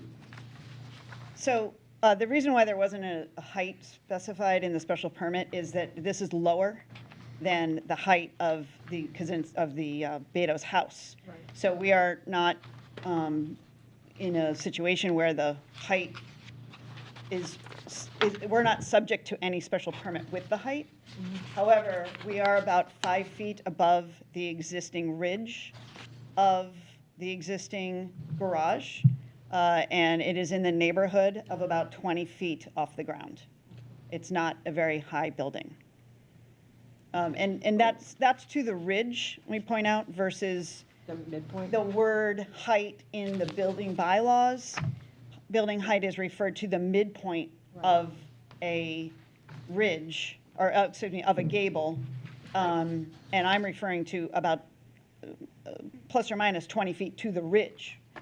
To the midpoint of the gable, we'd probably be at about 15 feet or so. And yeah, you can't quote me on specifically on that, whether it's 15'1" or 2" or something like that, but it's not very high. So in response to a question on that, for the first go around, I think you said that the existing structure was about 15 to 15 and a half foot tall, and that the proposed structure would be an additional 7.5 feet on top of that, which gets us to about 23 feet. And am I right in thinking that that's what your response was? And if it's correct, what would be the new height? Well, the height is not changed from our original proposal. So, I'd have to go in and actually pull it up. But I can tell you that we have an 8-foot garage height, ceiling height, 9.5 to the second floor level, and then 7 feet is up to where that dormer, top of the dormer is, and there's probably another 5 or 6 feet above that. So I think we're in the neighborhood of somewhere between 20 and 23. If I said 23 initially, I'd probably stick with that because I don't want to be quoted as saying something too low. But it's as I said, it's well within the bylaws. Okay. And I could address Mr. Kaczynski's concern about, obviously we'd prefer to allow the board to make a determination versus Mr. Kaczynski making a determination. We understand that the neighbors are certainly allowed to weigh in, but we don't want to have the ability for the neighbors to make the call. As to what? As to whether or not this is more detrimental or approve the. No, only this board can make that determination. Exactly. People can weigh in on it, but. So to provide some more context to Mr. Kaczynski, may I offer a couple of other items that I had ready that are some images that might be helpful to him?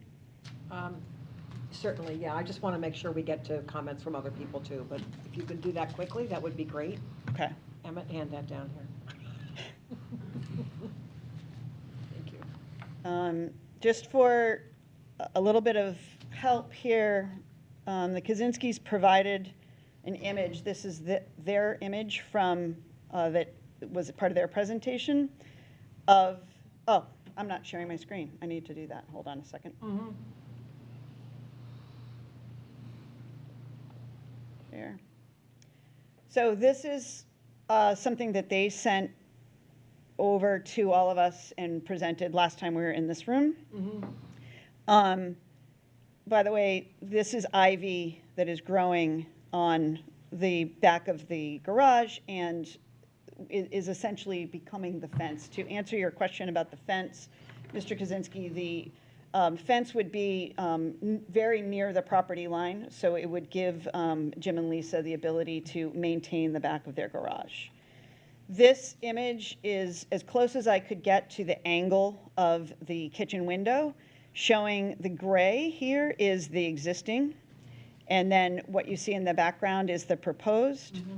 So when you take off the gray, that's what you see. So we feel that the gray area here is actually quite, in a way, tall and close to the property. And when we remove it, there's actually a little bit of relief, and this lower wall, we think, feels better for the project. For the yard, Mr. Kaczynski sent over this picture. I don't have the sunlight properly located in my view, but this is, again, an attempt to be very close to his image and locate myself in a place that seems to be very similar to what his image was. So this is the existing. I don't have the fence shown here, but I did put the fence back on in this view. And this is what the new structure would look like standing in the yard. I would like to tell you that this appears to be standing relatively close to the garage in the yard. From their second floor, they provided this view. And I did my best to duplicate this. Again, here is looking through a window. This is the existing garage, and then this is the new piece in the background. And then removing the existing garage, that is what would be seen. So hopefully that is helpful to the process. Thank you. Are there other comments from people? Other folks who have a chance to speak? A lot of people up there on that wall, and I'm not seeing other hands come up. Are you simply taking this in, or do you want to address the board? Because we may or may not continue this on another night. So. Yeah, I'll speak up. Sure, thank you. Boy, just those contrasting photos. Can you identify really yourself, show the whole sir? thing. Oh, it's Tom Phipps from 23 Jocelyn Avenue, effectively across Thank the you. street from Jim and Lisa. Thank you. Thank you. But just those contrasting photos show really an opening up of the space between the Kaczynskis and the Begos. That was very compelling, those two contrasts that you just shared. Thank you. Thank you. Other comments? Madam Chairman, I have another question, if I could, this is Steve Kaczynski, because I heard something in the second go-around when Jessica was presenting photographs that I hadn't heard initially, that the fence would be essentially on the property line. Right now, the garage is 1.5 feet off of my property line, so are you saying that you would now take away 1.5 feet of the backyard that we currently have and run it all the way across our property? Well, it would actually be run across the Betos property. So it would be on their side of the property line and behind their garage. Okay, so the fence wouldn't be any closer to my property than the current garage? Well, it would probably be slightly closer. Their garage is 1.5 feet off the property line now. The fence would probably be 6 inches off the property line. In order to, for them. They would have sufficient room to maintain the back of the building, is that what you're saying? That's right. They'd like to be able to walk around their entire structure. Okay. Okay, so at the end of the day, then we are losing some of our property. Well, you're losing the property that you're borrowing from the Betos. If the fence is on their side, that's not a loss to you, that's a potential, well, it's not a loss to them either, but it's their property, so. Right. I understand. Yeah. Yeah. Other comments? Gosh, it's quiet up there. Yes, go ahead, I just can't see who it is, I'm sorry. Setting this far back, it's hard. Liz Bone, I'm a neighbor as well on on Jocelyn. So from what I can gather and listening to all this, when, because Kaczynski's purchased the property, they knew that the lot line was this tight. And so there is a benefit to them right now in moving the garage. I think Jessica said from 1.5 to 2, like you are gaining a foot more to your benefit on your lot line. So I feel like the lot lines in our neighborhood are very tricky. I personally have, my neighbor's shrubs are on my lot line.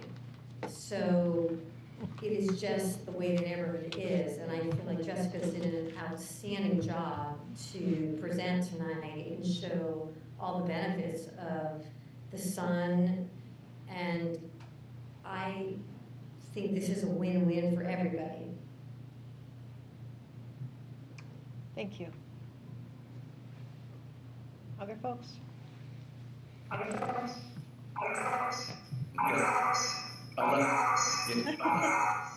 Yes, I'd like to comment. Yeah. I'm Jim Beto, the homeowner. I would like to address Mr. Kaczynski's comments about not having the time to review these plans, which were posted on the town website many days ago. And then it makes me want to back up just a little bit to when this idea first started with us and Jessica. The day I received the plans from Jessica, I sent them to all the surrounding neighbors, including Mr. Kaczynski and our neighbors to the west, Paula, Louise, Mel, and Edgar. And I asked them to please weigh in with any questions or concerns because I want them to be aware of what we're doing, and I do not want any surprises. Mallets and Edgar sent a text saying that they're in full support and excited about the project. I never heard from them again. Mr. Kaczynski asked for some height information, which I provided through Jessica, and I never heard back again with any concerns, questions, or asked to sit down and discuss these plans.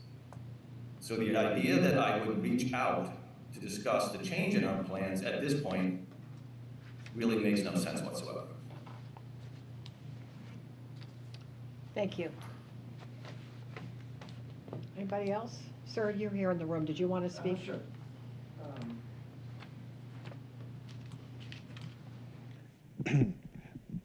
Yes, I'm Joe Conway. I'm at 22 Jocelyn, directly next door. And you read my letter earlier, but I think I'll just make a couple points. Is that the neighborhood it's an odd neighborhood. You know, Shipyard and Jocelyn and Friendship was described at one point at a different ZBA meeting by someone from the Design Review Board as a hodgepodge. And I think they meant that as an insult at the time, but we, you know, we've kind of taken to referring to ourselves as a hodgepodge pretty much ever since. Sorry. Yes, I don't remember who it was, but actually I do know it wasn't you. And I think that is what gives it a lot of character. You know, we're all up against each other. We have to try to get along. We have to pretend that we don't see people through the window sometimes.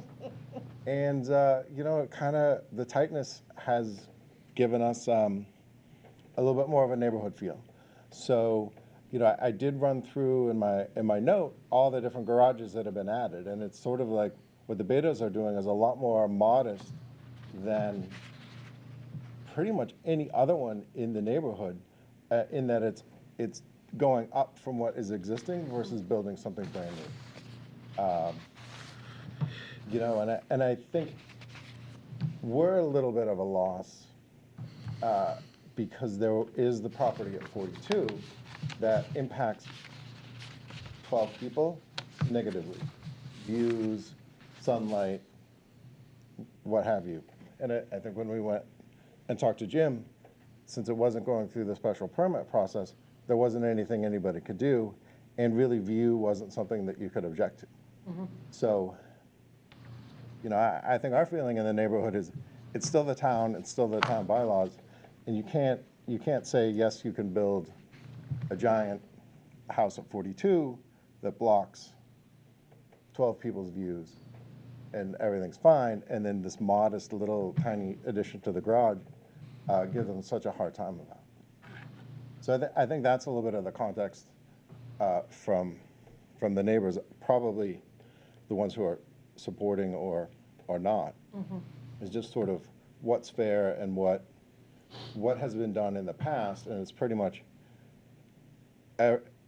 everything that everyone has asked for has been approved, maybe with a few changes here and there, like what I think Jessica has done. Okay, thank you. I have a quick question for Jim. 42 Jocelyn, I don't recall that was before this board. Was that a by right project? Yeah.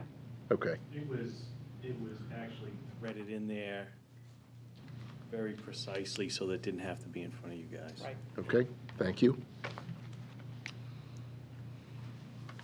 Do you folks feel you need other information? Emmett, Phil? I don't. Wayne, or Boris? Do you feel, is I there don't, Judy, thank you.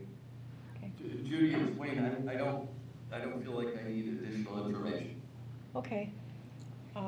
Because if we don't, I think we can probably at least vote to close the hearing. Does anybody want to make a motion to that effect? Or not? Are you not ready to? Just for whatever it's worth, my view about closing the hearing is simply, we have all the information we need. It doesn't mean we make a decision. It Right. just means we close the hearing. So Right. it's up to you folks. If there's information you want that you don't have in order to evaluate this application. I'll make a motion to close the public hearing. I think we've heard from all parties, and I don't know that there's additional information that could come out. Okay. Is there a second for that motion? I'll second that motion. Okay, all right. It's Wayne, I'll second the motion. Thank you. Is there any discussion about the motion? If not, I'll take a vote. All those in favor, say aye. Aye. Aye. Aye. Boris. I, Wayne. Okay. So the hearing is closed. Do you want to deliberate this evening on this?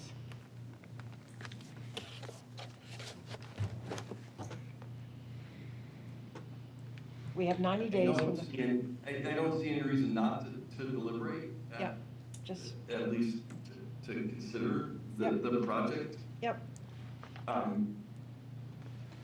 There were a couple of things that I took from the additional discussion tonight that struck me as important.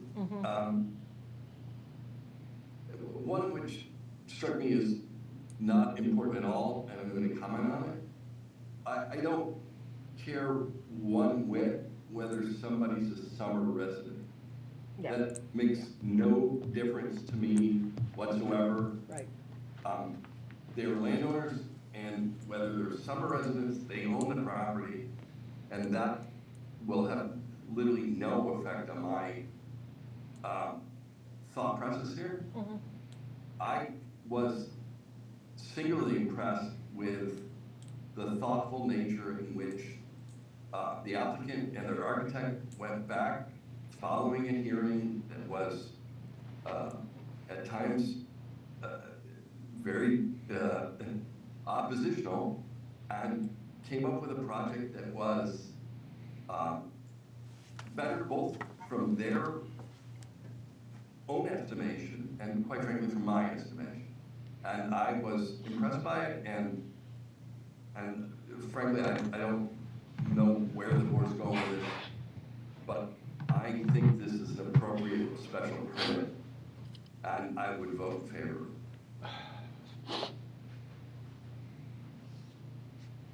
Other members of the board want to speak on this?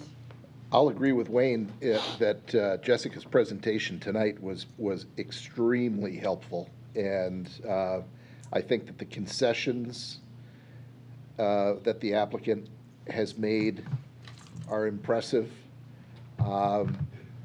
I'm willing to be convinced by other members of the board, but right this minute, I'm leaning towards, I might need to go back out and stand in the Kaczynski's backyard again, because I did make a site visit there a couple of weeks ago after the first hearing. I might need to go back out and do that again with a set of the revised drawings in hand to be able to just, I'm leaning towards issuance of the special permit, but I want to give the opposition fair hearing. So the only problem is we've closed the hearing. Oh. Huh. Evan, where are you on this? I don't know what you're shaking your head means. Nor do I. I'm close to a decision. I also went out to the site. It was a big wall. It's less of a wall now. They are all tight lots, really tight. Yeah, these neighborhoods are fascinating. Yeah. I won't call it And a they get bigger. hodgepodge. I'm sorry. I didn't. How do you feel? I think the applicant's done what they can do reasonably to try to accommodate their needs and respond to the comments that they received. The fact is, this is a tight, these lots are tight. So if you're going to try to address comments, there's not going to be a sea change. It's going to be the increments within which you can work. And I'm satisfied that they did as much as they could.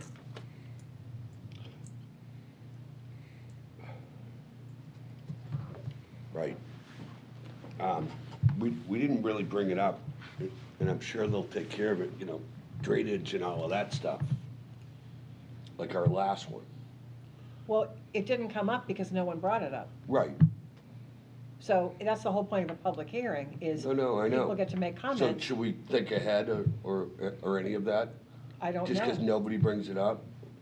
That's the point of the public hearing. Understood. Do you want to have regulations around that? Because we certainly could have submission requirements on it that we don't have right now. No. But I come to these hearings with the documents that are in front of me, and I listen to the comments that we receive, and I try to evaluate the application based on what's submitted and the comments that we received. So not every comment at one hearing applies to all the others. I also come to these hearings with the assumption that no matter who we know or what we know about a situation is irrelevant. That you can't treat one application one way because you know the people involved, and maybe potentially treat another application a different way because you don't know the people involved. So I just try to look at the record and what's submitted. That's how I make my decision. Right. All right, so where we at? We voting? If the board would like to vote, So can, we haven't made a motion to approve it or disapprove it yet. So my concern is that Phil expressed a desire to go back out there. Mhm. And in order to do that, we would have to reopen. Yep. And if Phil really wants to do that, I don't want to deny him that opportunity. And if he wants to do that, I will move to reopen. Okay. But frankly, I'm satisfied. Quite frankly, you know, the whole discussion around the fence goes on the property line. And that seems self-evident to me. And if there wasn't a fence previously and now there's a fence, you still get to put it on the property line. Right. I agree with you, Wayne. If Phil wants to go out and review it again, then I would be open to open the case back up. So it's in your court, Phil. Well, I hate to drag this out, but I really think that I would like to do that. I don't feel that I have a clear enough view without being there again with the plans in hand. So just for full disclosure, I cannot be here in 2 weeks. I'm going to be out of state. So if the plan is to continue the hearing, we'll have to continue it to another date. Whatever the next date is. Yeah, it would be in April. 11. I'm out on the 11th.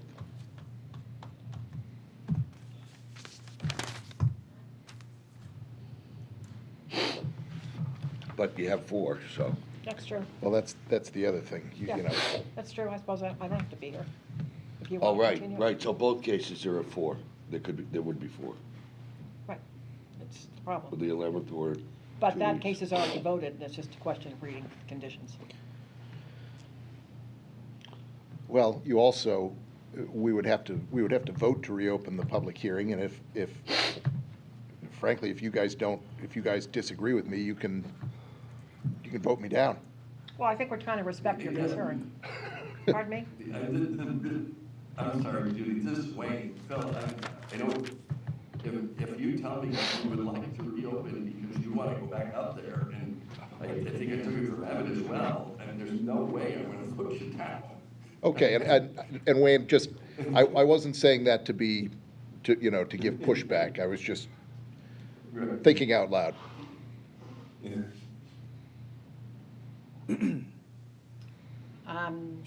So is there a motion then to reopen the hearing? Is that what I'm hearing?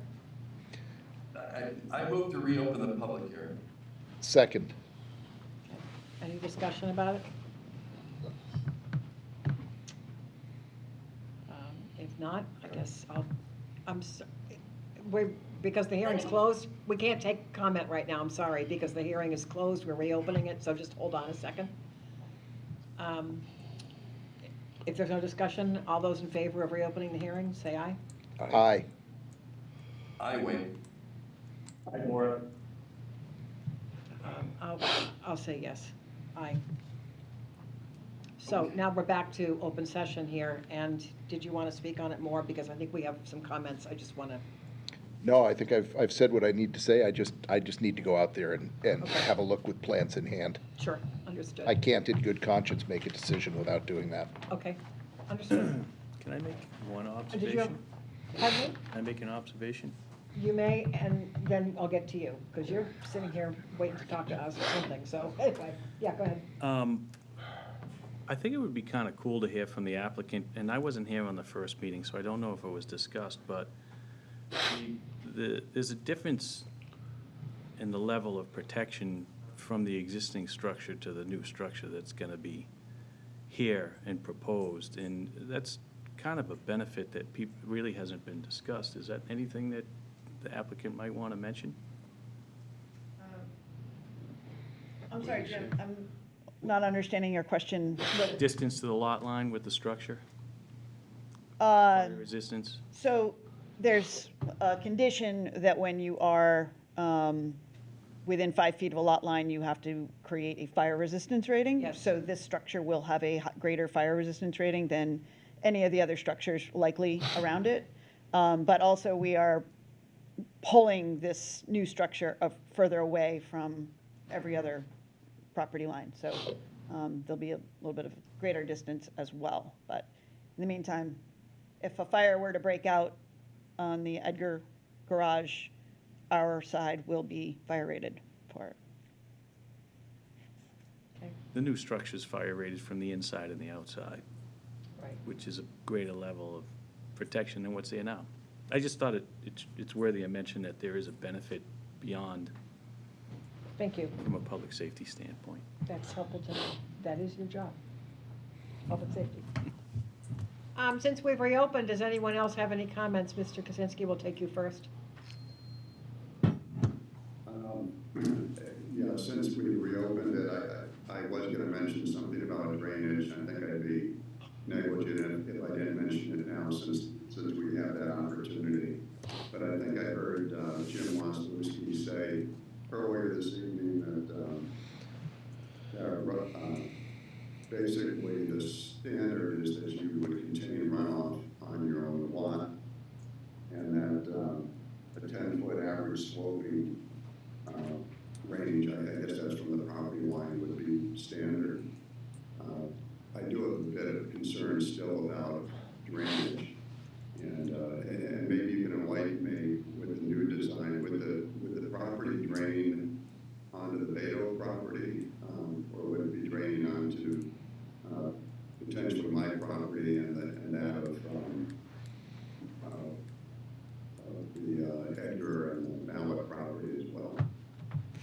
I can address that, Jessica Williams. As we pointed out earlier this evening, it's actually in the building code. We are not allowed to drain onto any other property. And we've already addressed that we will have gutters, and now that we're pulling the whole structure away another foot from the Kaczynski's side, and actually on the Edgar side as well, any overflow will land into what will be a drainage sort of zone where we will have gravel, and that will either go into a French drain that could get routed to daylight, or would go into some sort of dry well, but we are containing the water on the property. And we will also, in doing so, create more pervious surface so water can go down through should, when we pull this towards the driveway, that will help the neighborhood having more pervious surface as well. I'd just like to add one comment for clarification on that, if I could. Not Jessica's, but Mr. Kaczynski's. The building code does refer to 2 feet, but there's an exception there that says when 10 feet isn't available, that, I'm going to paraphrase, that basically use best practice. Did you want to speak, Tristan? Again, Tristan Partain, we're the general contractors on this job as well. We will have to contain the water. It's in our best interest where there's a basement underneath this building, that we have to contain the water that comes off the back of that roof into another stormwater management system. Okay, thank you. Any other comments? Yes, go ahead, sorry.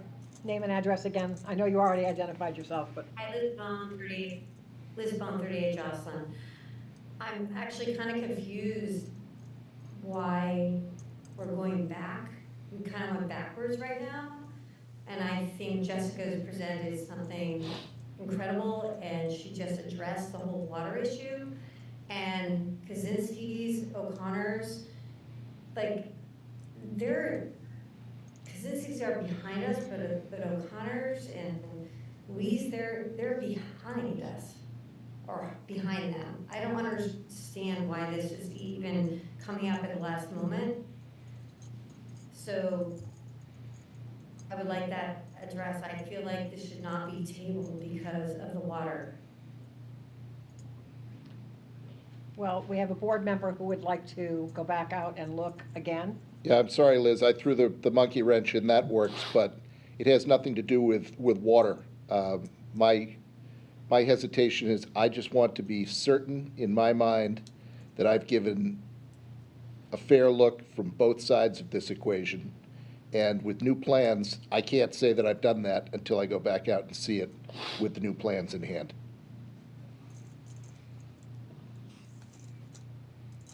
So, can we get a continuation date? Yeah. I know that we've gone for some time. Frankly, I'm doing this 4 hours ahead of you, and I know. I'm looking at 2 o'clock in the morning. Yes. I feel your pain. Thank you, Wayne. Yeah, I mean, we do. So I can't be here, just so you know, full disclosure, I cannot be here on the 28th. I'm going to be out of state. Who can't be here? Am I able to ask a question? Oh, of course. My question is if we were to continue to the 28th, what concerns me is that if you're not here, then I would need all 4 Right. members to vote Right. approve. And I'm concerned that if we have 1 member that is waiting to see, that I'd prefer to have a board of 5. So may we look at a date where all 5 are available? So I could be here on the 25th. I don't know about the rest of you. 25th of what? Oh, wait a minute. April. All right, yeah, just asking. Yeah, sorry. Somebody couldn't be here on the 11th, right? Wait a minute. Emmett. You're not here on the 11th, right? Correct. Okay, so I think that bumps us to the 25th. I can be here. The Wayne, are 11th, you the available on the 25th. 25th? Yes, I'll be here on the 25th. Boris, are you available on the Robert 25th? is available as well. So I think that's the next date we can do. I just, to explain to Lisa and Jim, they may be wondering why I'm pushing that, but I just want to make sure that we have the best You have shot. 5 people, yeah, Yeah. I understand. Yeah, because it's a special permit, so they need four votes to approve. On the 25th, is it back open to the public hearing, or is it just a vote? Well, we're continuing the public hearing. It is. Because, Still be because we're open getting to more public hearing. information. That's the issue. All right, I forget now. Do we actually have a motion on the table to continue we have a motion to reopen. We've done that. I need a motion to continue to the 25th. So moved. Is there a second? Second. Okay. Any discussion? If not, all those in favor, say aye. Aye. Aye. Judy? Aye, Moore. I Wayne. Okay. So we'll be reconvening on this on the 25th. Okay? Okay. Thank you. Thank you. Kristen, do you have a question for us, or did you? No, I came back to that, I was on. Oh, I so, see. Yeah. All right, thanks again. Thank you. Dan, I was gonna build a model too. Yes, that was really an amazing presentation. This is, I sent this to you, I'm delivering the revised application with the revised, volumes and stuff like that. So on other projects, when I've said I would like to see a massing remember assessment and so that, yeah. forth, it can be done. But when people say they can't do it, it's not true. Huh? Yeah. The software is available. I know it is. We see them all the time in public hearings in other towns. Yeah. It's not a big ask.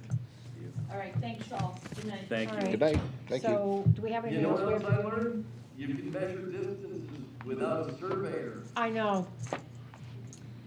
Do we have anything else we have to do tonight? We do. We have an invoice from Mead, Tallerman, that's right, sorry. Costa for special counsel. The amount is $2,575. That's with respect to the case over on the Yeah, 40B. Webster Point Village, yes. Does anybody have any concerns about paying that invoice? I don't, I looked at it. I don't, I think it's Nope. fine. Seemed reasonable. Yeah, I was shocked they don't bill full hours at each point. yeah. So Can we ask where we are with that project? nowhere.